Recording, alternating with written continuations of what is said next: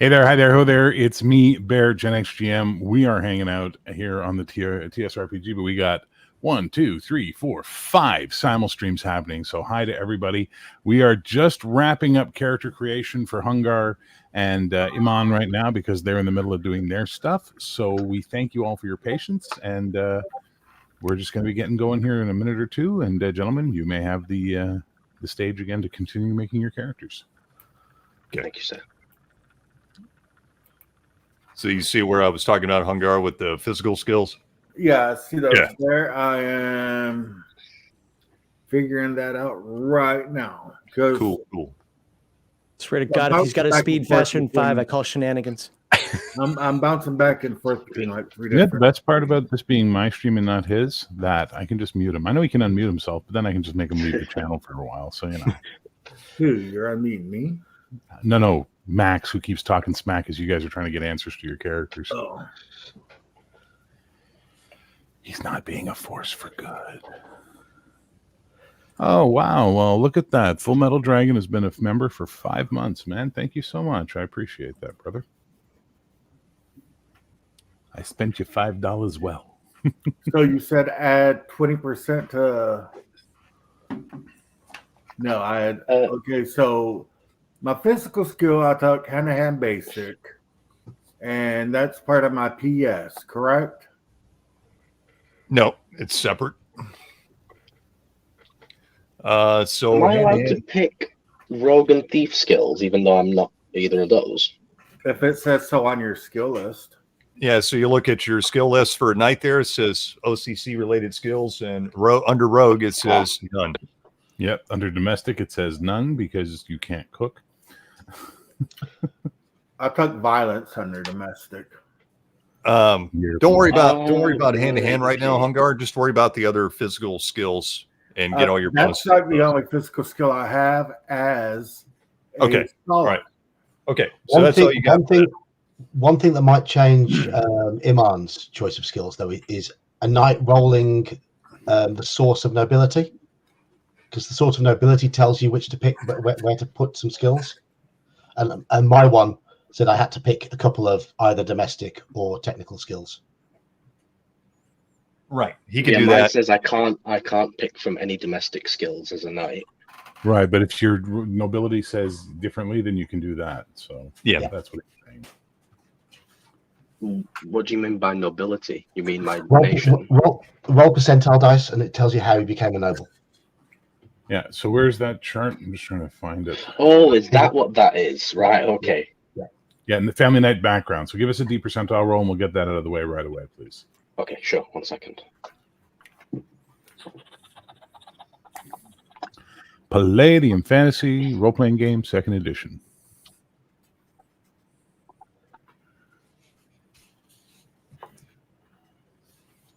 Roll a D100. I got a 51. So 51 tells us that you are a member of an old family with a noble lineage with a scholastic background, teachers, scholars, historians, arts and entertainment, etc.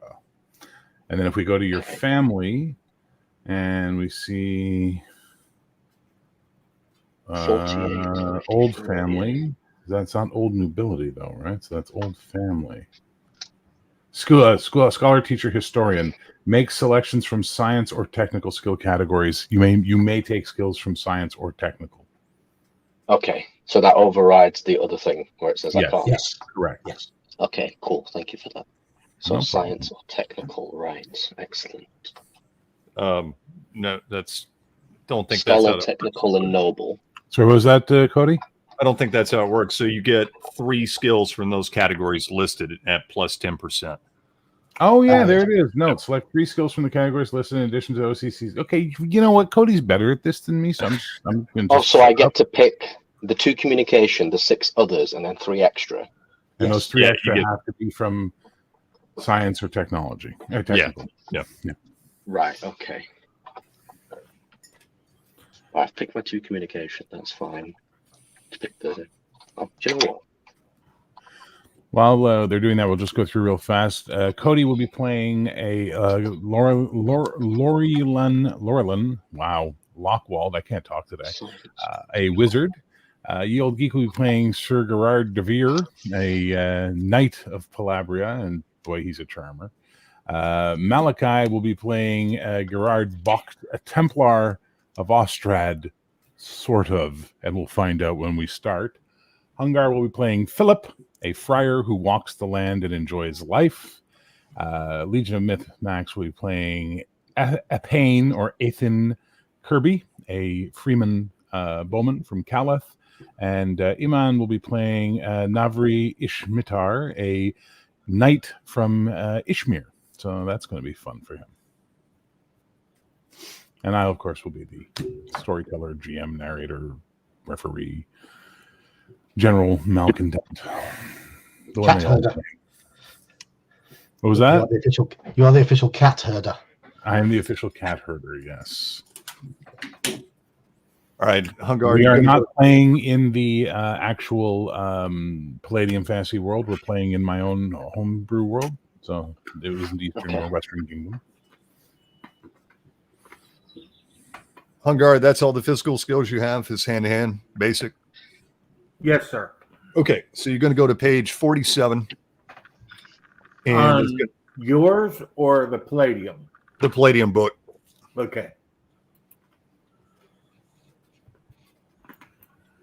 For those tuning in, Cody is a master of character creation, as we saw from the thing we did together. So Cody is handling this and herding the cats. And I've promised Cody I owe him one, and we'll make it up to him for this moment in time. All righty, I'm on page 47. Okay, so you're going to look at hand-to-hand basic there. It'll tell you how many attacks you start with and any bonuses you get at level 1 for hand-to-hand basic. Now, everybody starts with 2 attacks, plus you get 2 attacks for your hand-to-hand basic, so you'll have 4 attacks per melee.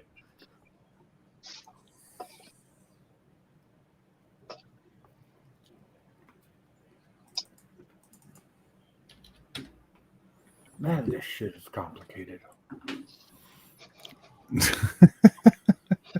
Yeah, it is actually a little bit, but I'm It's nearly all done. front-loaded complication, though. That's for sure, guys. Yeah.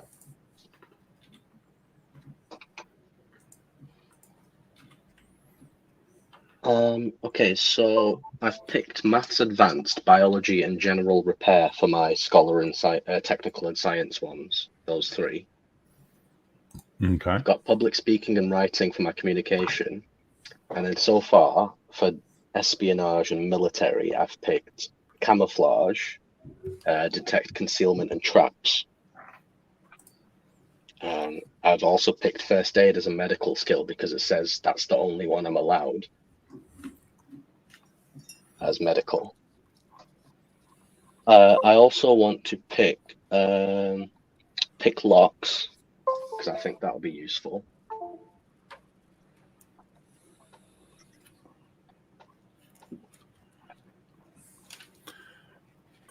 I take no responsibility, RPG Exiles. I'm sorry.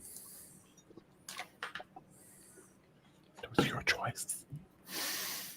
There's the Max Legion of Myth pose I love so much.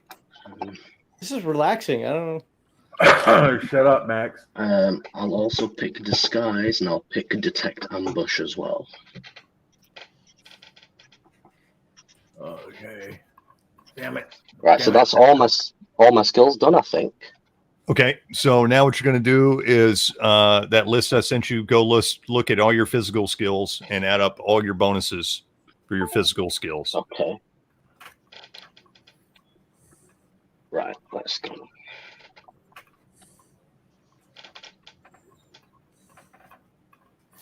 So this is a session 0. If we can get the characters done, we're going to be able to actually start play today. So we'll get them done.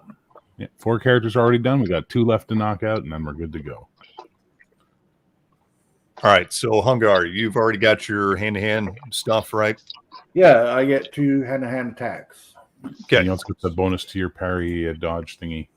Yep. And Wait, sorry, remember, what bonuses am I applying here? The ones that it says on OCC related skills? no, you look at that list I sent you, and under physical skills, it'll list all the physical skills under that category. Oh, yeah. And physical skills, Mhm.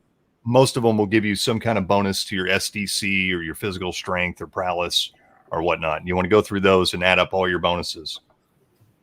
I didn't pick any of those. You didn't pick any physical skills. No. Well, I already have hand-to-hand expert. Okay. Yeah. Did you take boxing? Did you take running? Did No, you I anything didn't else? take any other physical skills. No. I would recommend taking some. Yeah. I took 4.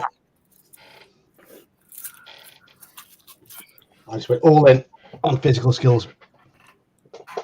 All those secondary ones, but I just threw at physical skills. Does anyone get the impression that Sir Gerard is going to be bullying Sir Navari? And it is Gerard. Yeah, whatever. Gerard de Boer.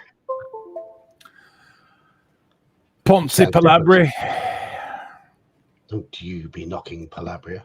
Oh, it's all right. I'll just kick an Oski in the pocket and I'll get you right in the arse. All right, I'll get rid of disguise and I'll No pick idea boxing what you were instead. saying there. Dale, I intentionally rid of picked everything disguise. but boxing because I know Max hates boxing. It's good that you I made love your decision boxing, man. based on a game Max isn't running. Yeah. I Right, didn't take plus boxing 2 either. to PS. I didn't either. Well, I got bad news for you. I'm of the impression, based on what I read under boxing and what I've said from the community, that boxing should give you extra unarmed attacks, not armed attacks. True, very true. Boxing training isn't going to teach you how to swing a sword better, right? Or fast. Unfortunately, Wait. rules as written, that's not true. And I've seen actually every game I think I've ever been in, other than the ones I run, it affects even your rifle combat. Yeah, that's nice. I don't run it that So way. plus In 2 fact, to I make PS people per- angry. in dodge. I like making people angry, apparently. We're good. Hungar. So you got all your stuff. Now what you're going to do is look at any of your exceptional attributes and add in any bonuses you get for your exceptional attributes. So anything over a 15, 16 or higher will give you a Yep. bonus. I got those. I got that figured out. Right now, I'm just writing down my skills, and I'm going to figure all of that out. Yep. It just give me a few minutes, and I have the shit done. Yeah, no problem.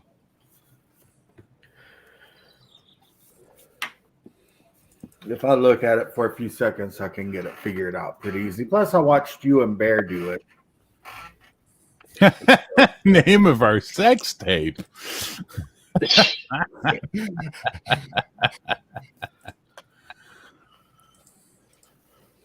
So I what watched does it you and mean Bear make by characters, so that helped me out too. what does it mean by plus 3d6 SDC? It means Yeah, you he's roll 3d6 and add it to your starting SDC. SDC I means don't have special anything damage written. capacity. You haven't done that part yet. You'll get there. No. Just make a note that you're going to have 3d6 extra SDC, sir. Yes, sir. Mine is the main chat, Pedar. TSRPG. It says plus 2 to PS. Is that just like my base PS? I can just make Yeah, you that. add 2 to it. Yeah. What if that becomes exceptional? If I No, after I add You that don't to- get to roll a die and add it to it. It's exceptional at that No, number. that's fine. No problem. It's one of the reasons why my character I do have a quite beefy. question. Right. Okay. I think I'm done then. Cody, Yo, on when you pick your skill, when you get your OCC skills, right? Yeah. And then you get the secondary skill list. Yeah. Like say communications, it has cartography on your page. It says plus 15, or it says 50% plus 5%. okay, the plus 5 is how much you get per level. So you don't get it. You don't get that at level 1, but every other level you add 5%. So it starts off with 15%. Then every level you get 5 more. That's correct. That's what I needed to know. Thank you. And then any bonus you would get for your class. Son of the bitch. Ouch.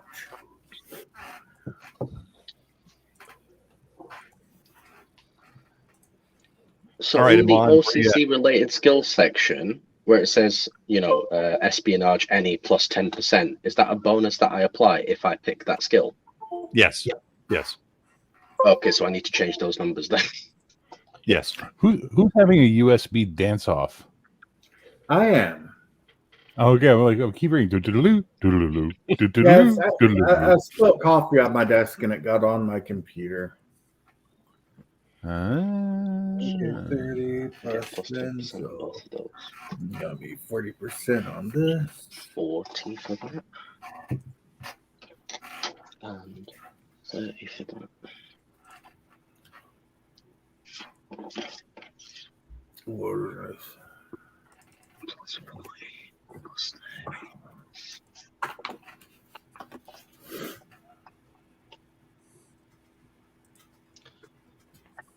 So how many have got in chat in total, you reckon, Bear? So what was that? How many in chat?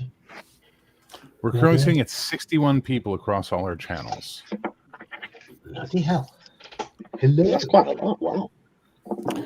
If we go No up to the pressure. top, we see we have 5 from Hungar, 13 from you, 17 from Legion of Myth, 0 from Malachi. Got to get them numbers up. Those is rookie numbers. Yeah, Got 18 from me and 7 from Cody. On my Discord, I put the link to since you're the primary. To yours. Thank you. You should put your own, though. I did both, but I added yours in there to make sure you got the credit for your stream. Yes, Dale, 60 are going to watch this train wreck. More than watch you try and play Star Trek, buddy. Oh, No, Dale's starting early. He's full of coffee in Texas, apparently. Mr. Mackey, how you doing? Long time no see, man. Another question for you, Cody. yes, sir. Okay, one of them, what's the deal if they have like 30%/20% plus a number? Okay, that means you basically get 2 skills in one. Okay, so like if I take medical skill, I take surgeon, doctor. So I have surgeon at 30, doctor at 20. It's diagnose Not at 30, treat at 20. Yeah. Okay. Yeah, the skill descriptions describe. Like- I noticed that. The skill descriptions describe when you use which number. Yeah. There's like the horsemanship has a weird one where one percentage is for controlling horses and the other is for assessing horse flesh, you know. Yeah, I had to write that out on my character sheet because I didn't know the difference there. I just skipped the one that's not actively for like it's gonna be very rare I'm gonna use this, so I'll just put down the one that's more common, like trying to stay in the saddle. I'll write that. I'm going to be breeding all the horses. What are you talking about? There we go. That's the campaign. They're gonna be breeding horses. Yeah, we're just going to start a horse farm. There we go. Well, I'm so glad I've created a whole campaign to go for you guys then. Yay. This is gonna be so much easier. Okay. I mean, we got I think 3 I'm nights. Surely we get something out of that. Well, you got 2 nights. Oh, 2 nights. Sorry, excuse me. Yeah, the Templar's not a Do night. you think I would share profits with you? Well, do Well- you think you'd have profits left after you pay your tax to Oski? Well, yes. Palladium. Don't be talking about that. Those, the filth. Ooh, we don't do, say that we too do. loud. They might hear you and tax you for it. In fact, I do believe that Philip may be from that region. Yes, Philip is from Oski.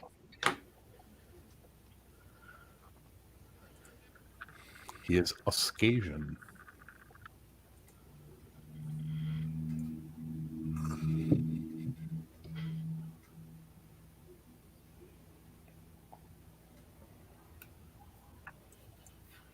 How you doing over there, Amon? I'm done, I think. Okay. So you got Changed your all those physical numbers. skills totaled Yes. up. All right. So Hey, Eli, nice to see you, man. next thing you want to do is go back and total up get all your bonuses for your exceptional attributes. I've only got the one PP. Okay. So what is that at? It's plus something to parry, dodge, and strike, I believe. Okay. What's your physical prowess at? 17. 17. Okay. It'd be a +1. So you'll just note that down there in the combat section. And then do I also add the bonus that I get from the boxing skill in there? Yes. Okay. Right. Yeah. You add in any of those bonuses too. So +2 to parry and dodge. So that's a 2 there. A 2 there. Hungar, how you doing? You need any help with anything? No, I'm good. Okay. +1 to roll. Well, in the meantime, how you feeling there, John? You okay? Yeah, Okay, I'm cool. ready to go. Max, you good? Where it says Malachi, you feeling Sorry, all right? what? You need a hug? What was the You need last a part? hug? You need a hug. where it says +1 Why didn't I attack, get is that actually mean a +1 damage? Do what now? Sorry. Where it says +1 attack, does that mean +1 damage? No, that means you one get an extra extra attack. What? Oh shit. Okay. I got This is 5 why rounds. boxing is Oh. OP. Whoa, I Hey, get a James free Gang, shot. we're playing All right. Palladium Fantasy 2nd Edition, sir.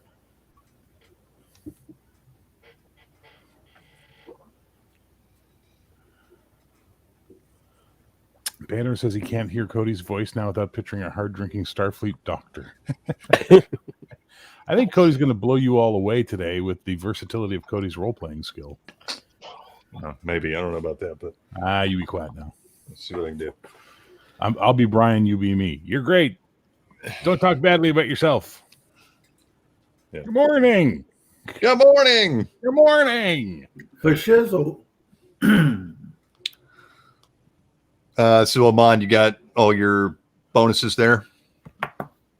I'm just adding them up and making sure I'm not being dumb. Yeah. So I got +1 to my strike, parry, and dodge from that table, right?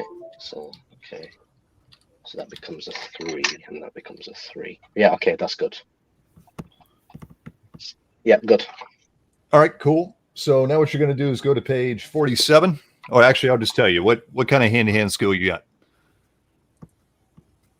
I've got hand-to-hand expert. Okay, so you're going to get 4 attacks per melee round, plus whatever your bonus is. So probably 5 for boxing.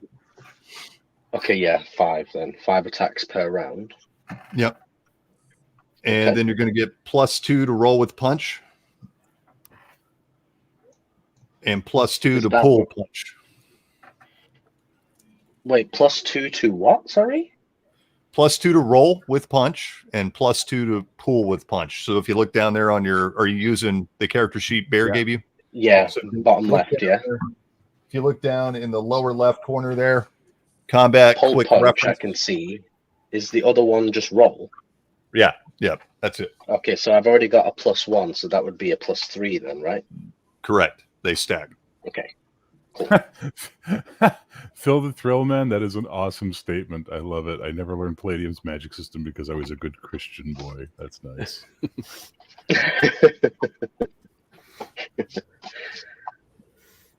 All right. Okay. So after that, you're going to total up all your skills. All right. So you're going to go to that page I sent everybody there. It's got all the skill totals. And you're going to add any bonuses you have for your class or attributes, and that'll be your total skill percentage. Okay, so now I add like the 10% or the 5% Yes. or whatever it is. Yeah. Exactly. The one that's on the sheet or the one that's on my character OCC? I don't know really what you mean. So there's that skill list that you sent. Am I adding the bonus from there, or is it the one that is on No, my character? you're gonna. So if you look at that skill list I sent you, it'll have like dance, for example. It has 30% +5. So the +5 you do not get. That's what you get every level when you level up. You start off with the base percentage and add in any bonuses you had from your class. Okay, I've already done that part then. Okay, I've done that. So you would start at 30 plus, I think you got 15 as a knight, so you'd have 45. Yeah, I so started with I dance picked 45, camouflage as 20, but because it's an espionage skill or a military skill, I get a 10 bonus to it, so it's now 30. So I've done all of that. Is that right? Okay, so you got all that, right? Yeah, I've done that part then. Okay, cool. Okay, groovy. Now you're going to roll hit points. So you're going to roll D6, add your physical endurance. Okay, 1 second. So a D6. So I got a 4 plus my physical endurance, did you say? Correct. So that's 18 hit points. Yes. Yep. Okay. Okay, now SDC, you get a base of 3d6 because you're a man-at-arms, and then you get whatever bonus you got from your physical skills. And the extra plus 3d6. Okay, so I roll 66 then. Yeah, that'll be your SDC. And Mr. Max, Max, yeah, I'm calling 29. Noted the beast folk are there, and we're using the Wolfen template for them. So, haha. So I got an SDC of 29 all told. Right on. So now all you got to do is get your equipment. You're good to go. So if you look back under night there, it'll tell you what you start with. And you get a couple selections. And you start with some money. And you just need to note down your armor and your weapons and whatever gear you have. And you don't have to go too deep into that right now for this session. We can always touch that up between sessions. Yeah. Bear in mind, also Bear has given us knights plate mail as starting armor. Yeah, plate mail for all. Yeah, I did notice that you said that. Plate mail. Yeah, not plate armor, plate mail. So do I put that in my equipment? No, oh no, I put it in armor there. Yeah. Yeah. Plate mail. Thank you, Victor Gorchev. Appreciate that. What are the stats for that? I sent you. It's in the Discord. I sent you guys the link from the compendium. Remember, we're using the weapons compendium, so you have the different stuff for that. Ah, that's right. It's in there.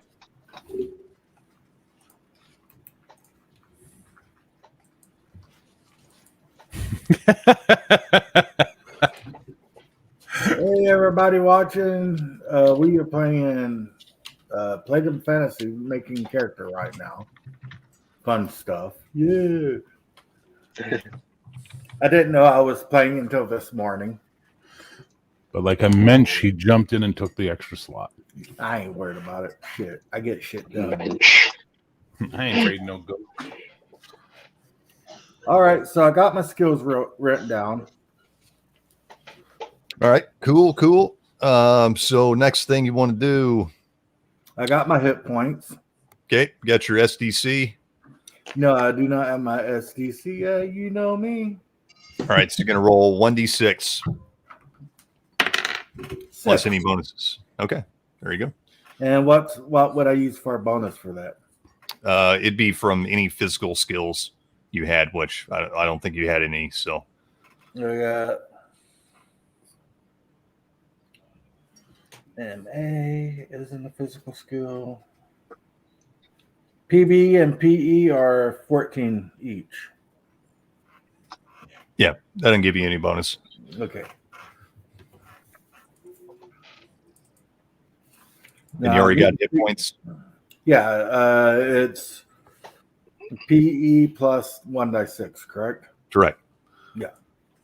And now you're going to roll for you. Now you're just going to pick equipment and all that stuff, and you'll be good to go. Now I need the bonuses for my skills I get for my intelligence and crap like that, correct? What's your IQ? 20. Oh, 20. Okay, so that's going to add. Yeah, you get a bonus to all your skills. 6%. Yeah, so you just add 6% to all your skills. This compendium is taking a long time to load on my phone. Don't worry about it. You're not going to need it right now. We'll worry about it when you need it. Sure. MA. What's MA mental? MA, I have a 20, so I get a 60%.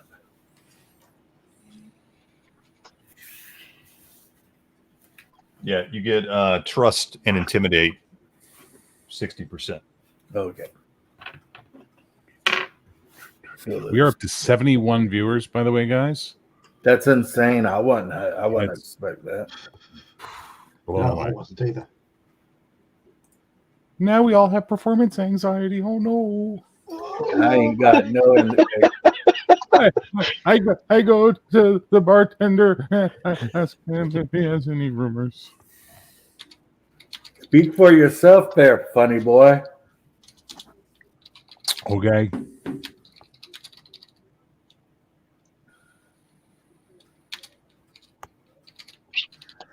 You know, Goths in Rome, you're not wrong, man. You're not wrong. You're 100% not wrong on this one.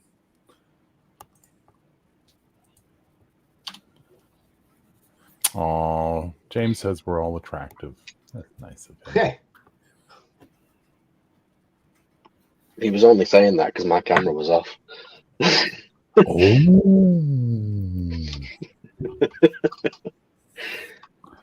John, you taking a nap there, buddy? What's going on? No, I'm reading through the because I'd got my armor stuff from the original book, so I'm just reading through the other book. Again, guys, I wouldn't worry about it unless you plan on starting a fight with someone today. You should be okay without us having to worry too much about that. You can look it up at the time or just have the PDF ready to go at that moment. I've got the PDF open. Thank you, Yes. O'Neill. You assuming I'm not wanting to start a fight? O'Neill says Hungar is the best looking one. Well, there we go. The rest of us can all just Well, go you down know, sand. sometimes people speak the truth. It's the glorious beard, bro. I do have epic beard status. Hey, give me a month, I'll get there. That's true. You've got the genetics for it, man. Every time I hear your character, I want Arabian Night. And I know I'm a horrible person, but I find that funny. Well, me and I'd Dad was like to talking flash and back to 15 minutes ago when Hungar was giving a shit for not being serious, by the way. Remember that when that happened 15 minutes ago? Okay, a couple more questions. No. Yeah. Do I need to worry about lift and carry and throw at this exact moment? No. Okay. Got yeah, my, there's a bunch of stuff that's not filled in, but a lot of it is. So Don't stress. I got my age and sex and all that bullshit. PPE. Personal protective equipment. I ain't gonna worry about that. that's what I was thinking. Did you bring your hard hat and your visible vest, and I'm we actually need not hard work. going to worry about my equipment right away. So I've got my skills. I've got all the shit written down. Got your orange crush. I've got some robes and I got a freaking quarterstaff at this moment. That's all I need. All right, cool. You're all considered to have a handful of coins. We didn't get too deep in the weeds on the coins. Just understand that there's a brass-based currency used in this world. It's not gold and silver and precious metals. It's brass, but that's fine. Just whatever you have in coins, we'll consider them brass pieces and not get too in the weeds on that stuff right now. You said we need a die 20 and die 10, correct? You need a percentile and a d20, and you might need damage dice, which can be whatever your weapon's damage dice is. But again, that'll only be something where you guys get into a fight.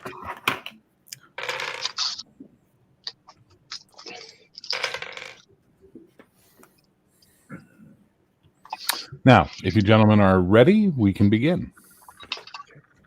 Good to go. Anybody have any final I believe questions so. before we start off? And don't worry about asking questions during the game and stuff like that. I understand. It's okay. We're more than allowed to ask questions. Don't feel like you have to sit there and know things automatically. Are you guys ready to see 8,442 billion D role play? I don't even know how to interpret that. All right, so just to give everybody watching a little bit of an idea as to what is going on or what the campaign is, it is not the Palladium fantasy world. It is my own home campaign, which is called the West. The West basically is this area here of the map, basically is considered the West, but they are all on this area called Pendria, which is an island. This island is called Alabana, and that's where they are. The entire campaign, for the most part, will be happening on Alabana, barring anything else going on that takes them away from it. So we will go to the close-up map of Alabana and make it a little bit easier. I'm not getting into the weeds of the history of this right now. We're just going to say that there is a long and storied history for Alabana, and we're going to go through the characters real quick. We have Cody. What is the name of your character, sir? I am playing Laurelin Lockwald. And what is Laurelin Lockwald? He is wizard. He's a wizard, Harry. And then we've got Max Liao's character, who is... AEthain Kirby. And who is Ethan Kirby? I am a longbowman from Calith. And he is a commoner, and that is important. I'm a commoner. And then we have Yield Geek playing. I am Sir Gerard de Vere. I am a knight from the fine land of Palladium. And just a looker. And we have Iman playing. I am Navri Ishmitar. I'm an Ishmir human knight. So you are from the country of Ishmir. Of course, we have the one, the only, the man without the plan, the man who needs no introduction, the man who takes us home and makes sweet, sweet, gentle love to us. Hungar the Starvarian playing. Philip, Friar Philip. And last but not least, we have Malachi playing. Gerard, or I'm sorry, Gerhard from Ostrad. Gerhard Vogt from Ostrad. Yeah. Now, all of this is going to sound like gibberish to you guys right now, but it will mean something as the game goes on. Now, every year on the island of Alabana, and beginning just at the end of spring, the beginning of the summer, there is the Tournament of the Three Sisters battlefield.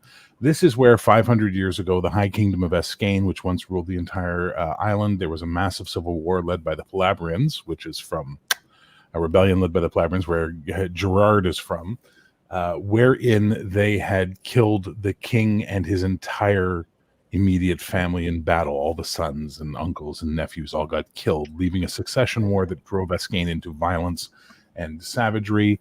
There is no more Escain. In fact, the lands of Escain are a hazard area. Nobody goes into them anymore. But the remaining kingdoms of the Pendrick Commonwealth decided to create a tournament every year at the Three Sisters battlefield, where they would basically sign, people come to sign deals and make treaties that last for 1 year, but there's also a massive tournament that happens. And over the years, the tournament has gotten bigger and longer to where it now takes up the entire summer, and all the kingdoms contribute to the treasure, the prize pool, which is a massive train of riches that every thief and scam artist in the island dreams of pulling off the great heist of stealing the treasure train, but would probably be a bad idea. The reason it's called the Three Sisters is that there is a massive standing stone there that's probably about 100 feet high. It's like just a piece of rock sticking out of the dirt, because the battlefield is a plain almost, and it has been carved with 3 women facing each in a point of direction, a youth, mature, and an elderly, and they are the Three Sisters. The thing is no one on the island knows who carved these. They've been there for forever.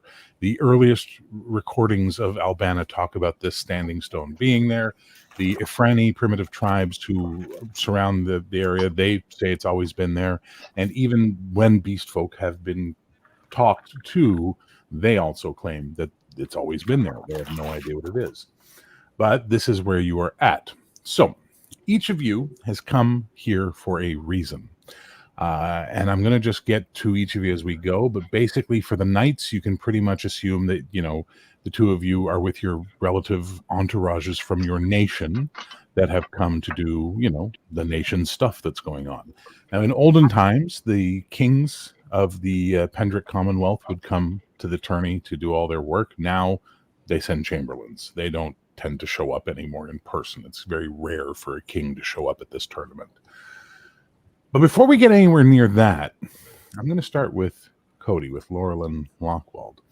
You've been spending a fair amount of time recently amongst the Valexa, which are a nearby tribe of Ifrani, and they're actually horsemen. They breed horses. They breed this sort of type of horse you only find on Alabana, which is it's like a right between a horse and a pony. You know what I mean? It's just that sort of a size, but it's very, very strong, very, very good at fighting. It's not a great heavy cavalry horse, but it makes a damn fine riding horse, that's for sure. And they always bring them down to sell at the trade the horse flesh at the tourney all summer long. But you've been up with them meditating through the winter because you've been sort of seeing signs in the land and, whispers and rumors in the wind that something is afoot.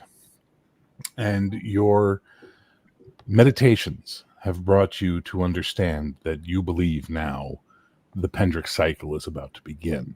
Now, Pendrick cycle is a story, and the Pendrick cycles are renowned across the islands as basically, they're almost like Arthurian legends. They tell the story of when all these things happen and all these particular people come together, the High King will return, and when the High King returns, God will come down from heaven and build his throne upon the world, and all will be peaches and cream, and darkness will be, locked away for 1,000,000 years.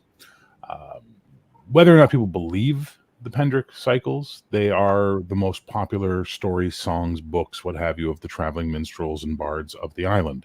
Except for now, they're being replaced by one thing, which are what are called Monachian bodice rippers, which are from the southern part of the West, and they're basically the equivalent of medieval Harlequin romances. So they're a little more bawdy, they're a little more ribaldic, and as a result, they're kind of catching with the popularity as the Pendrick cycles have become a bit blasé. But you are now convinced that there is a Pendrick cycle about to begin. And based on your meditations, you have come to the conclusion that of the Pendrick cycle players, there is always the wise man who brings all the players together. And all of the signs have told you, you are the wise man. You must go to the sisters' battlefield and find the other players. And then with that, you will follow the signs and do what you got to do to solve this whole thing and restore the High King, and that's what you're going to do. So we open with you riding with the Valexa as this massive herd of horses is being driven down towards the battlefield tourney. And even as you're coming down out of the hills, you can see the tourney is already set up. Now, there are a few permanent structures that have been built over the years, some temples, some minor castles and stuff like that belong to the various kingdoms and what have you. There's some mercantile houses that have built up a little sort of, market mall type area. But there's still dozens and dozens and dozens and dozens of tent villages that have been set up by various, hedge knights or mercenary companies or what have you, because all summer long there's going to be sword fighting and lancing and jousting. And we lost Iman. He'll come back, I'm sure. And all that sort of good stuff. So there's tons and tons of people who want to be here. There's pennants of every color, of every nation, of everything that you can imagine. There's also something else you notice off in the distance. Right in front of the three sisters, you can see crucifixes being put up, big ones, like 40 feet tall crucifixes in the shadow of the three sisters. And you had heard that the Estradi were going to be here. You had heard that the Estradi were coming. Now, the Estradi are from the continent, and the Estradi are evangelical Brightonian Orthodox who believe in crucifying people to send them to their maker. And that's worrying because the battlefield has always been, I don't want to say a place of peace because the people beat each other with swords and lances all day long, but it has been a place where it's been open to everyone. And having these crazy religious zealots being here is dangerous. But they're crazy religious zealots who wear plate armor and are quite good at fighting. So, most people are just trying to put up with them a little bit. So you see that off in the distance. Whatever that does for you, that's up to you, but that's what you see. As you are riding in, remember we talked about you can sometimes peel back reality and see. You may find yourself tempted to do so, and in a moment of sort of curiosity, you sort of reach into your inner eye and you open the magic eye within yourself and you look and you can see. What you see, and when you do this, is you see mostly a gray version of the world without color, but you can see blue and red and green energy fields, and you can see wards, and you can see sigils, and you can see even bound spirits that are tied to things through magic. And you can see there's a lot here. There's a lot of people with warded stuff. There's a lot of people with bound elementals and stuff like that. This is for a place that, magic, well, no, that's for crazy people. There's a lot of people using magic here. But what disturbs you more than that is that you can see where the Estradi are setting up those crucifixes, there is a black energy on them. And it disturbs you so much so that you have to break it. As basically you ride into where the horses are going to be. The Efrani chief, that's come is like, he comes to see you and he's like, my friend, this is where we part company. Oh, yes. I appreciate the escort in. I think your horses will probably, it looks like fine stock. They will probably bring you good bounty, I would assume. So I've never been to one of these ruffian events. Where, what does one do here exactly? Well, what do you want? Do you want food? Do you want fight? Or do you want fuck? Well, food is really all I require at the moment. Where would I find some food? Follow your nose. It'll take you to all the finest foods of the island and some from beyond.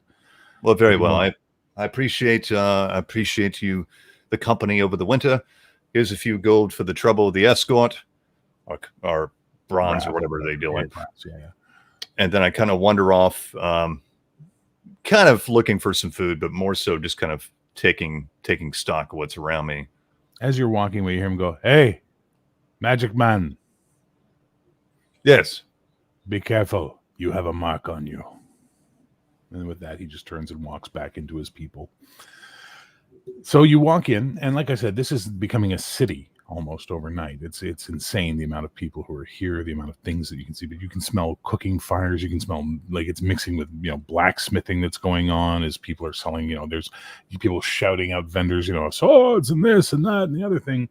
And as you're sort of looking around, you just sort of spot something out of the corner of your eye, and you see a rather large, of girth man wearing brown robes, standing at a vendor stall, enjoying a tankard of ale and one of those turkey legs. Those great big ass turkey legs.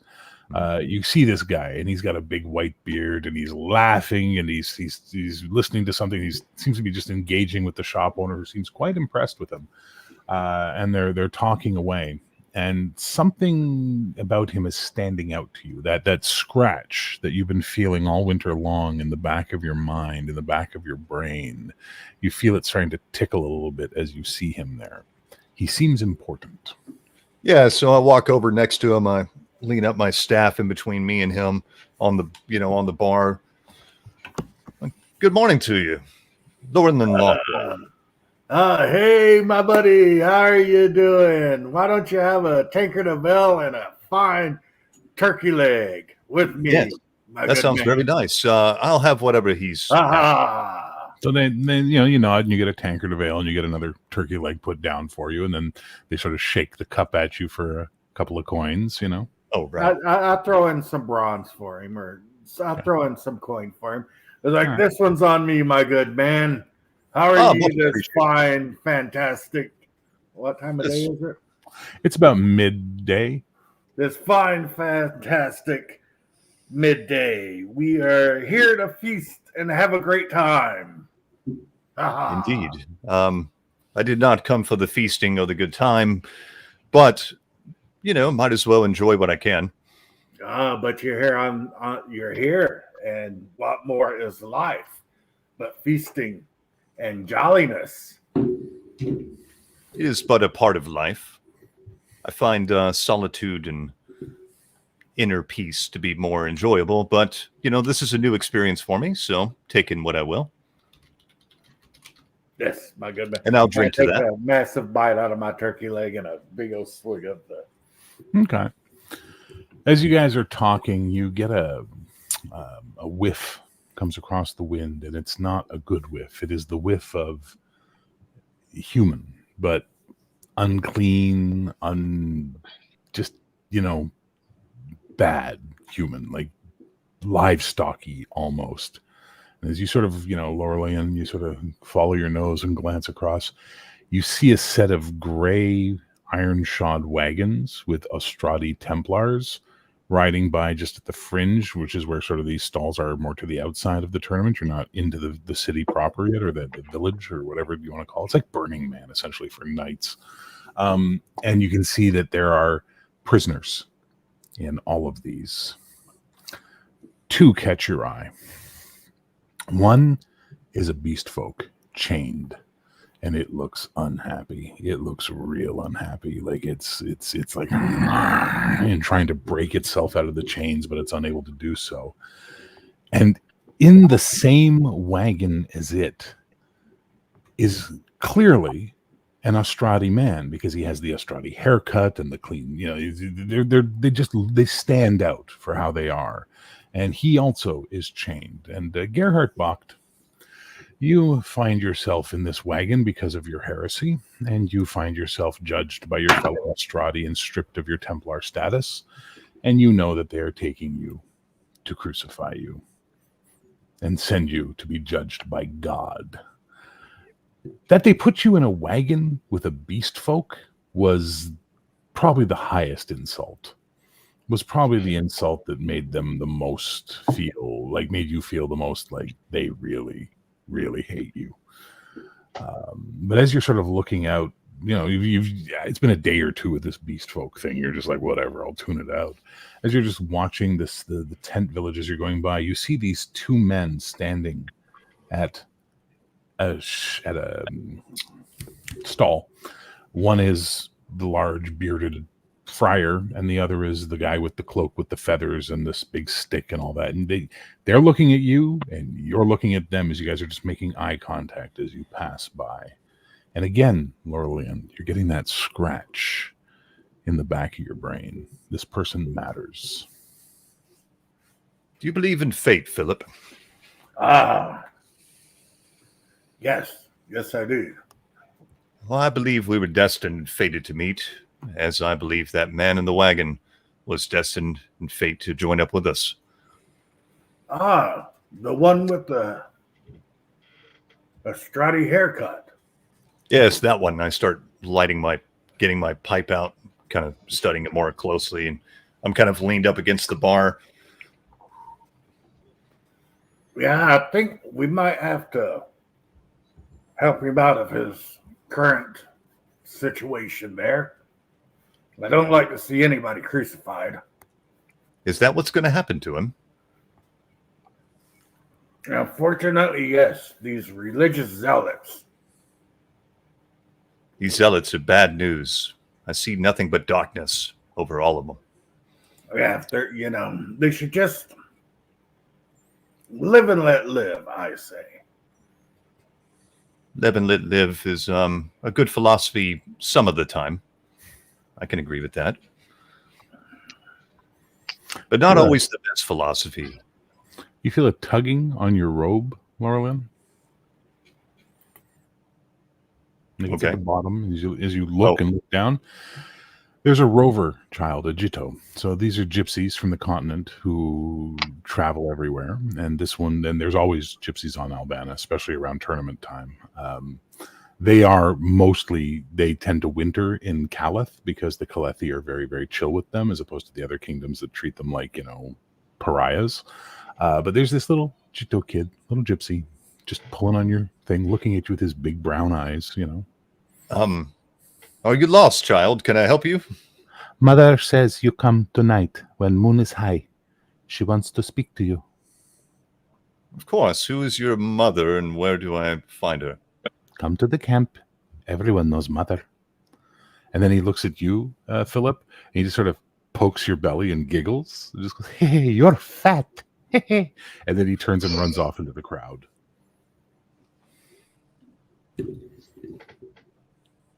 It's all this good eating.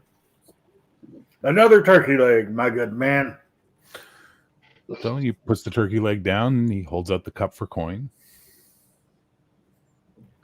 I throw him some coin and one extra because what is money except to enjoy life with? Okay. So you two are eating and standing as all of this chaos is going on around you. And we'll go from there to the entourage from Palladium. There are two very large kingdoms on Alabana, Palladium and Davon. And they don't get along, the Devonics and the Palabrians. They have a history of being mostly at cross odds about things, but they're also the two most knightly cultures that you will find on the island. And every year at this event, they both try and upshow each other a little bit. The only problem is that Palladium is a little bit further away, as this is literally Devonic territory. So the Devonic always manage to make a better show because, well, they are what they are. Plus, the Devonic Knights have a treatise, which is they will send their knights out in the spring to ride the salt roads, looking for merchants and caravans to provide protection, bringing them here, which the Palabrians don't do. So Palabrians have a little less of a good reputation. Plus, there's that thing 5 centuries ago where they caused the High King to die. That sort of people, that matters. But you guys have shown up in form this year. And the thing is normally the Palabrian colors previously were, blue and gold and, red. But this year, they're black and red and gold because the Queen, Evelyn, has basically started dressing in red. And as a result, the national colors of Palabria have changed, which has been great for a certain family whose textiles work has made them quite wealthy in the last year. And Sir Gerard de Vere finds himself riding not in a position of honor in the entourage, but certainly not in the back ranks. You know what I mean? You're a little more to the front, and that's sort of a nice place to be as you're astride your destrier coming in to the thing. It's a mixed bag of feelings for you here. You've been here in years past. As a younger man, you came and competed, of course, but now as a more mature adult, it's, you maybe fighting isn't the best choice for you, but certainly making a presentation for your people is important. But the smells, it's always the smells, because it's a mix of unwashed and metal and spices and fires and animals, and it's a little savage for you. I mean, this is not the height of civilization, but it is what it is. You guys ride by, make sure everyone can see you, and then eventually, the head of your column brings you to a campground, which is yours. There is a small fort that belongs to Palabria that is built there that will serve as the command center for the summer. And you guys basically are expected to just build your tent city around it. You are of a high enough level in society that you're not expected to do shit. You actually are able to just do what you want. And as you step down off of your horse and you're sort of stretching and sort of working out the kinks from the long ride, one of the knight commanders walks up and goes, "Sir de Vere, how fare you?" I am well. It has been a long journey. Is my squire about? Sent to the tents like the others. We have much work to do. Could you please summon him? I wish to change my tabard, please. This one's getting a little bit sweaty after that journey. I must wear my spare. It must be clean. It must be presentable at all times. Well then, I suggest you go and find him yourself, as I do not work for you, Sir de Vere. When you have attained the right of knight commander, you then can tell me to go fetch squires for you. Are we clear on that, sir? Yes, of course. Excellent. Your squire is required for work. If you go and take him, fine be it. It is your choice to do. But right now we need all of them setting up tents. Why don't you go for a walk and clear your head? Perhaps you'll remember your station then, sir. Good day. And he turns and walks off down the line. I'm looking around to see that nobody heard that, because I didn't want to hear anybody put me down like that. You're okay. It doesn't look like anybody caught that.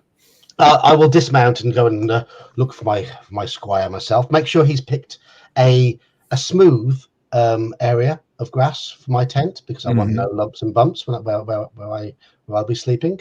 And I want to make sure that all my spare tabards, all my spare finery is clean and ready to be worn as and when I choose.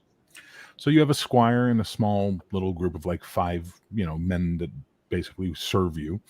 It's not by no stretch of the imagination the largest entourage here. There is many that have hundreds of servants, but you see him, we'll call him Patsy for no lack of a better word. Patsy has learned from you, as you see him commanding these 4 others to no, move those rocks. You can't have any rocks underneath the master's tent. What's wrong with you? You crazy? Smacks one in the back of the head. Come on then, shift it. Let's go. Get up and on it. Come on. And then he sees, he goes, Sir de Vere, we're just preparing your campsite, sir. Good afternoon. Good afternoon, Patsy. I was just wondering if you have close to hand a spare tabard, because this one is feeling a little bit, after a long ride.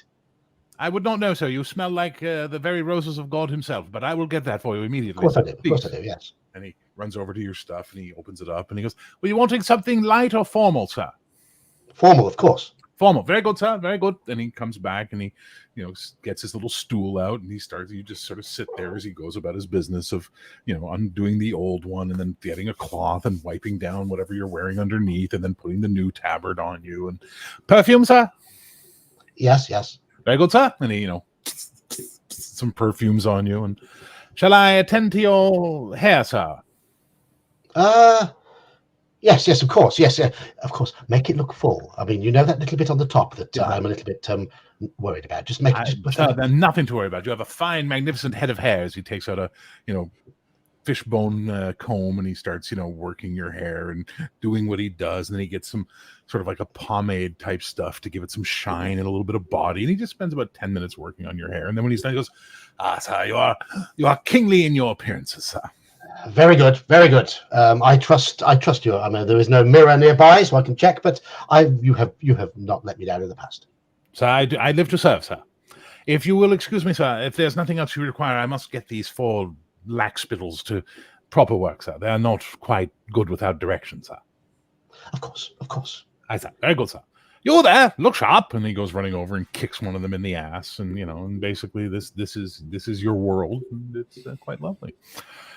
But you realize this is boring, sitting here and watching them pick rocks out from the ground so you have a smooth base and stuff like that. So what is Sir Gerard going to do? Or sorry, Gerard. Gerard. I'm just going to be strolling around, trying to take in some of the more pleasant sights and smells. I will be strutting. My barrel chest will be fully puffed out. And the work of my family's textiles company will be on full display. I'm looking for opportunities to sell our work, but also I'm looking for opportunities just to circulate a little and maybe grab a bite to eat. All right. So as you walk through, strutting and preening and looking quite the way you do, you do notice people catching, a nice look of the vibrant colors and the beautiful brocade work and all that kind of stuff. Like, it's very beautiful, good looking work. And as you're walking through, you see that there's a whole aisle, almost like a street of just cloth vendors stretching off down one way, and then there's the food vendors over there. So you're sort of like, which way are you going to go? Go look at the cloth or go look at the food? I'm going to strut past the cloth vendors initially and just look down and make sure my cloth is more vibrant than theirs. For the most part, it is. There's a couple of... And then I will linger by anywhere. Mine are more vibrant. And if anyone is looking at purchasing from those particular vendors, I'm going to just stand there and just wait for them to ask me where I got my fine clothes from. So, the problem is you're a big man who is a violent looking human, right? And not the most handsome human as we've established with that PB of 8. So they look, but no one is coming up to talk to you. And as you're sort of standing there, you hear this female voice from across the way go, are you looking to... Are you looking to buy, sell, or just model today, monsieur? That's a very fine accent you have. I'm just networking, perhaps. Gerard de Vere is the name. You may have heard of the de Vere family of Palabria. We are the dyers and textile merchants to the Queen of Palabria. I hope you quite... I'm impressed by my finery, all made by my family business. I was going to say my own fair hand there, but I've been training for this tournament. So as you look across, you see at the stall across the way is a rather statuesque looking woman. She's not young, but not old. She's a woman. She's a good looking woman for sure, but you can tell by the cut of her dress and the accent and all that, this is an Othasian woman. She is from the continent for sure. And she has beautiful silk screened pattern fabric for sale. Right. And she just sort of goes, so you are in the textile game. Please come, tell me what you have. I will listen. Very much. We specialize in royal dyes. The regal reds and golds and purples and blues. Purples. You cannot get purples this season. The periwinkles were no good this year. Well, it just so happens that my queen has chosen red to be our color of choice this year, and we are able to get the reds. Word on the continent is that your queen has chosen red because she is going to bring blood to your island, and she does not want it to show. That is not true. She has chosen red because it is a fine color. It's a fine and glory. When our people ride into battle, you can see the red. It reflects the sunlight. Yes, it's very good for the archers. They can get a better shot at you. They will run in fear. Well then, perhaps on the morrow we can break our fast and talk business. Maybe. That sounds like a very good idea to me. Of course, I have silks and patterns as well that I would like to sell in the Palladium markets. Perhaps we can make arrangements to distribute. Absolutely. I mean, yes, we could certainly discuss some business. My name is Catherine de Monterville. Catherine, very pleased to meet you. I am Sir Gerard de Vere. This is an Authasian name, but you say it wrong. It's a long story. It's a long story. Indeed. Well then, I look forward to breakfast with you in the morning. Absolutely. Good luck, Sir Knight. Perhaps you will be as good with your sword and lance as you are at making business deals. Well, when you see the tournaments tomorrow, you will no doubt see my fine red on display on the battlefield. And preferably not in the mud, huh? Absolutely not. I have no intention of getting anywhere near the mud. Ah, you there? She turns and you see her sort of chase off this little gypsy kid that was looking at some fabric, and she's like, "Go, go, go!" And the kid just sort of runs off into the crowd. They're everywhere this year, like flies. So I turn away and head towards a food stand, thinking I've got money signs in my eyes now, thinking, "Ding, ding!" Making a deal here for the good of my family. Okay. As you're walking along, you can smell various things. And one of the things you can smell is a very nice roasting turkey. And you see at a stall where there is basically turkey being for sale, a gentleman who is wearing, well, it is a fantastically interesting costume, to say the least, of browns and greens and, mustardy yellows, and a mantle of bird feathers that just is so bizarre, but there it is. And heading away towards the latrines, just as you're walking up, you see this man, this other large, rotund friar, sort of take his leave from him and wander off, muttering something about, "Don't let anyone take my beer," as he walks off, leaving him there. This man seems fascinating to you, not just for his fashion sense, but there's just something about him that's caught your eye. Plus, that turkey looks real good after that ride. And a beer would be nice. Good afternoon, sirs. Would you recommend the turkey from this stall? Oh, the turkey's fine. The beer's better. Would you have a seat? Yes, yeah, of course. That's very, very polite of you. Name? Oh, excuse me, my lord. Maybe you're not a lord. I'm Laurelin Lockwold. Oh, no, you were right first time. I am a lord. Oh, very well then. Very good. I mean, well, I have to say that you must have very fine servants, because your hair looks lovely this morning. It does. Oh yes, my servant Patsy. He's very, very diligent. Thank you. Hello, my fine peacock. The beer and the turkey leg is fantastic here. What did you call me? A peacock, because you are so fanciful, beautiful. Oh right, okay. I thought I heard something else there. You're right. I do look fine this morning. I hope you like the colours. I do notice that you're a little drab. Those feathers on your. Have you ever thought of sprucing them up? Add a little bit of colour to those shoulders.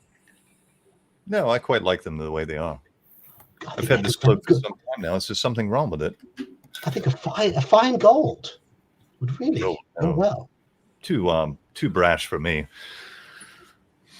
Oh, that is a shame. That is a shame. And you fellow, you with the large stomach, and the unkempt beard.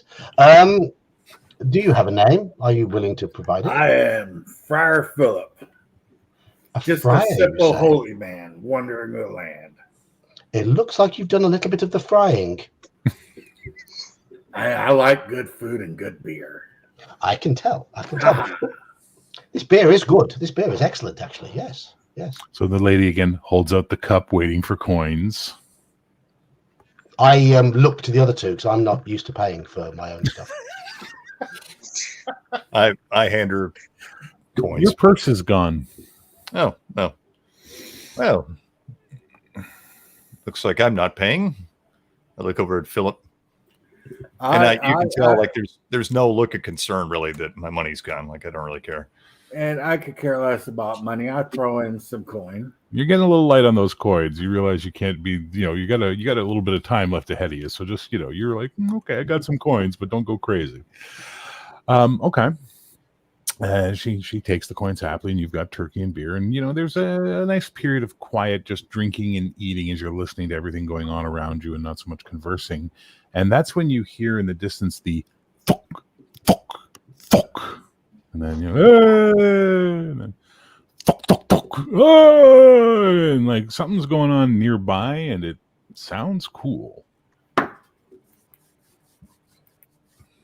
What would that be then? Archery contest? I haven't finished my turkey leg yet. How dare they start? Well, you can take the turkey to go. I say we go watch the... Excuse me? Who brought you up? You sit down to eat. You ask when you wish to get up. Unless you are of my breeding. I couldn't give a damn about your manners, whatever. Come on, Philip. Let's go watch the archery contest. As you turn, you're welcome to join us, Sir Knight or Lord or whatever you are. As you turn, you sort of accidentally brush against Sir Gerard, and there's a flash in your mind. You're standing in a field. There's rocks everywhere. It's raining. There are bodies surrounding you.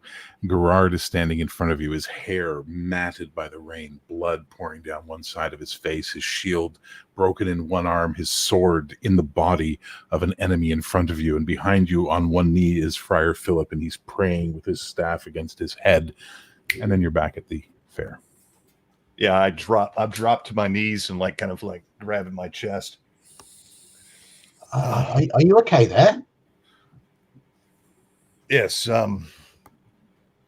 Would you mind helping me up? My staff, please. I look to Philip. Think he means you. I help him up. I grab my staff, kind of look at Gerard. Do you believe in fate, Sir Knight? I assume you're a knight. I believe in merit. I believe in breeding. There may be some fate involved somewhere along the line, but they're more important. Oh, fate and destiny are very real, sir. And our fate and destiny has brought us together. Oh. The wheel turns, and we are all spokes in the wheel. And soon all the spokes come together. So you're looking at the feathers, you're looking at the staff, you're listening to the woo-woo talk, and you're starting to realize, oh, crap, this is a magic man.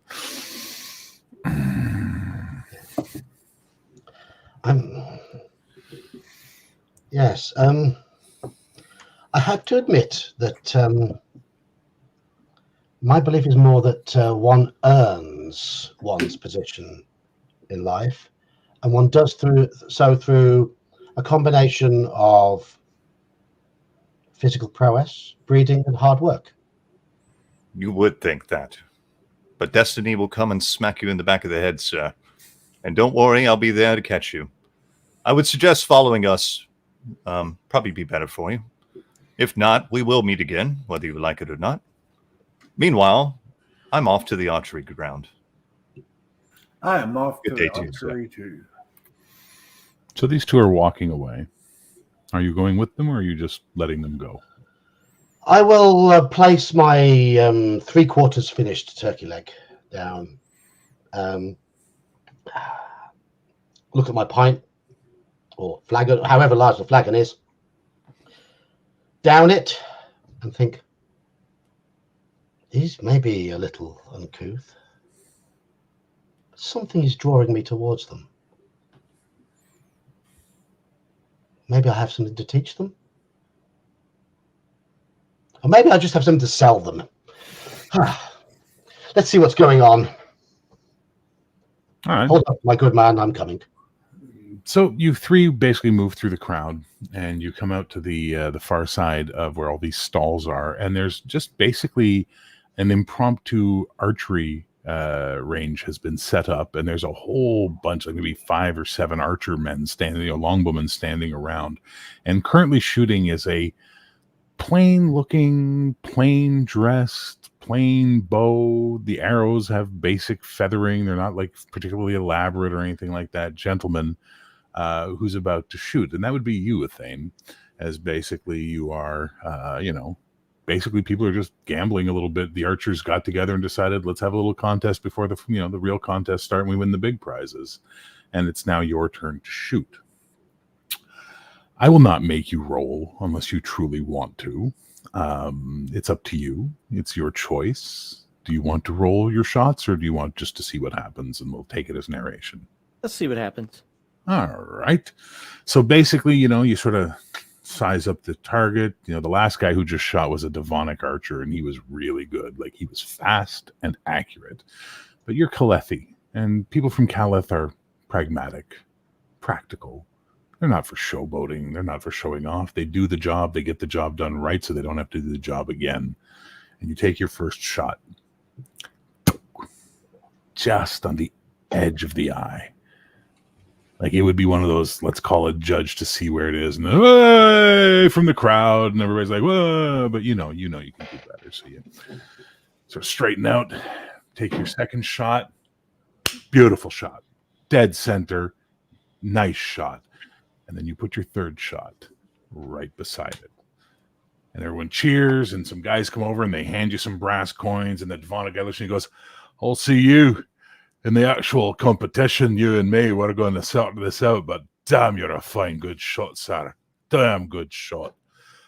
If you see me later, I'll buy you a drink. And then he sort of walks off with the rest of the guys. Thank you. Standing there, and you collect your arrows. And you turn, and there's these 3 men looking at you. And it is the most insanely... why are these 3 guys stand together? A fat friar, a feathered staff leaning whatever, and the most brilliantly dressed ugly knight you've ever seen in your life. Like, the man's clothes are insane. His face is like, nothing to, warn the ladies about. But, and he's big, he's tall, he's intimidating. And the 3 of them are just staring, sort of watching you. Laurelin, there's this weird thing that you've never experienced before. Normally, when you've seen someone, you get that itch in your brain that we were describing earlier. Or, they're just sort of like a buzz. They're just normal people, almost like sort of phantoms walking through the world for you. This man is non-existent. He doesn't itch. He doesn't buzz. He's just there. Like a hole in the ground, a knot in a tree, a cave entrance. He's just there. And that's when you realize you've been staring at him for a few good minutes, and he's been glancing at you while he's sort of getting his stuff together. I kind of want to just duck away and just, they're not looking at me. Well, I mean, they're looking at me, but I'm not looking necessarily back at them straight. Gather my belongings, of course, strap my bow properly, and then just kind of look the other way as I will try to walk around them, because they're a little too interested in. This is a big town. Lots of people. Pardon me, good fellow. I start walking towards him, pipe in hand. Sir? Do you mind if I touch you? What? I would like to touch you, please. Lay hands on you. I promise you, you will not be harmed. Is this a religious rite? No, I am not the religious sort. Though my friend Philip here is. If you need a prayer or a blessing, I'm sure he could do that for you. I'd rather you didn't touch that. Just doesn't sound right. Hey, it'll just be for a moment. There'll be minor discomfort, I assure you. There's 3 of them, 1 of me. Okay. do you must? All right. I don't need to touch you, peasant. It's just him. I reach out with my left hand, pipe still in my mouth, and as I'm touching him, I'm gonna try to lift the veil and see if I can see anything extra with physical. I'm going to need you to, since you're actually choosing to do this, you're going to spend some ISP on this. How many ISP do you have? We'll figure that out real quick. I have 8. All right. Well, you're going to spend 2. All right. And you're going to give me we're going to do an ability check because we don't have much else to go on this one. And I'm going to need an ME check on a D20 roll under. And if you get, obviously you get a 20, you're good to go. Or you fail, sorry, but otherwise, you know what I mean. Yep, I passed. So as you touch him, you pull back the veil, and again, everything goes gray, and you can see almost like the shadows of people's spirits and souls and what have you, and they're very like kind of like ghostly around you. And as you sort of look at him, you can also sort of notice that Devere and Philip have a color to them that the others don't. Like they actually have color to their sort of etherness. This guy, it's not going. It's very. You've never seen this before. He's not chaos. He's not life trying to leave the body like everyone else is. He's very present. His anima is here. And then you break it because you can't keep this up for too long. Did I do something wrong, sir? No, you did nothing wrong. Sorry for the intrusion, and I apologize for the lack of introduction. I am Lorlin Lockwald. These are my friends, the good Friar Philip, and I didn't catch your name, Posh, sir, looking at the knight. I look confused at being referred to as his friend because, as far as I'm concerned, he's of a lesser standing than me, and that's disrespectful. I'm AEthain. AEthain, sir, of the Kirby family. Right. You are very, polite. You've been taught politeness by your parents. Yes, sir. Don't mind him. He's a little haughty. He should be.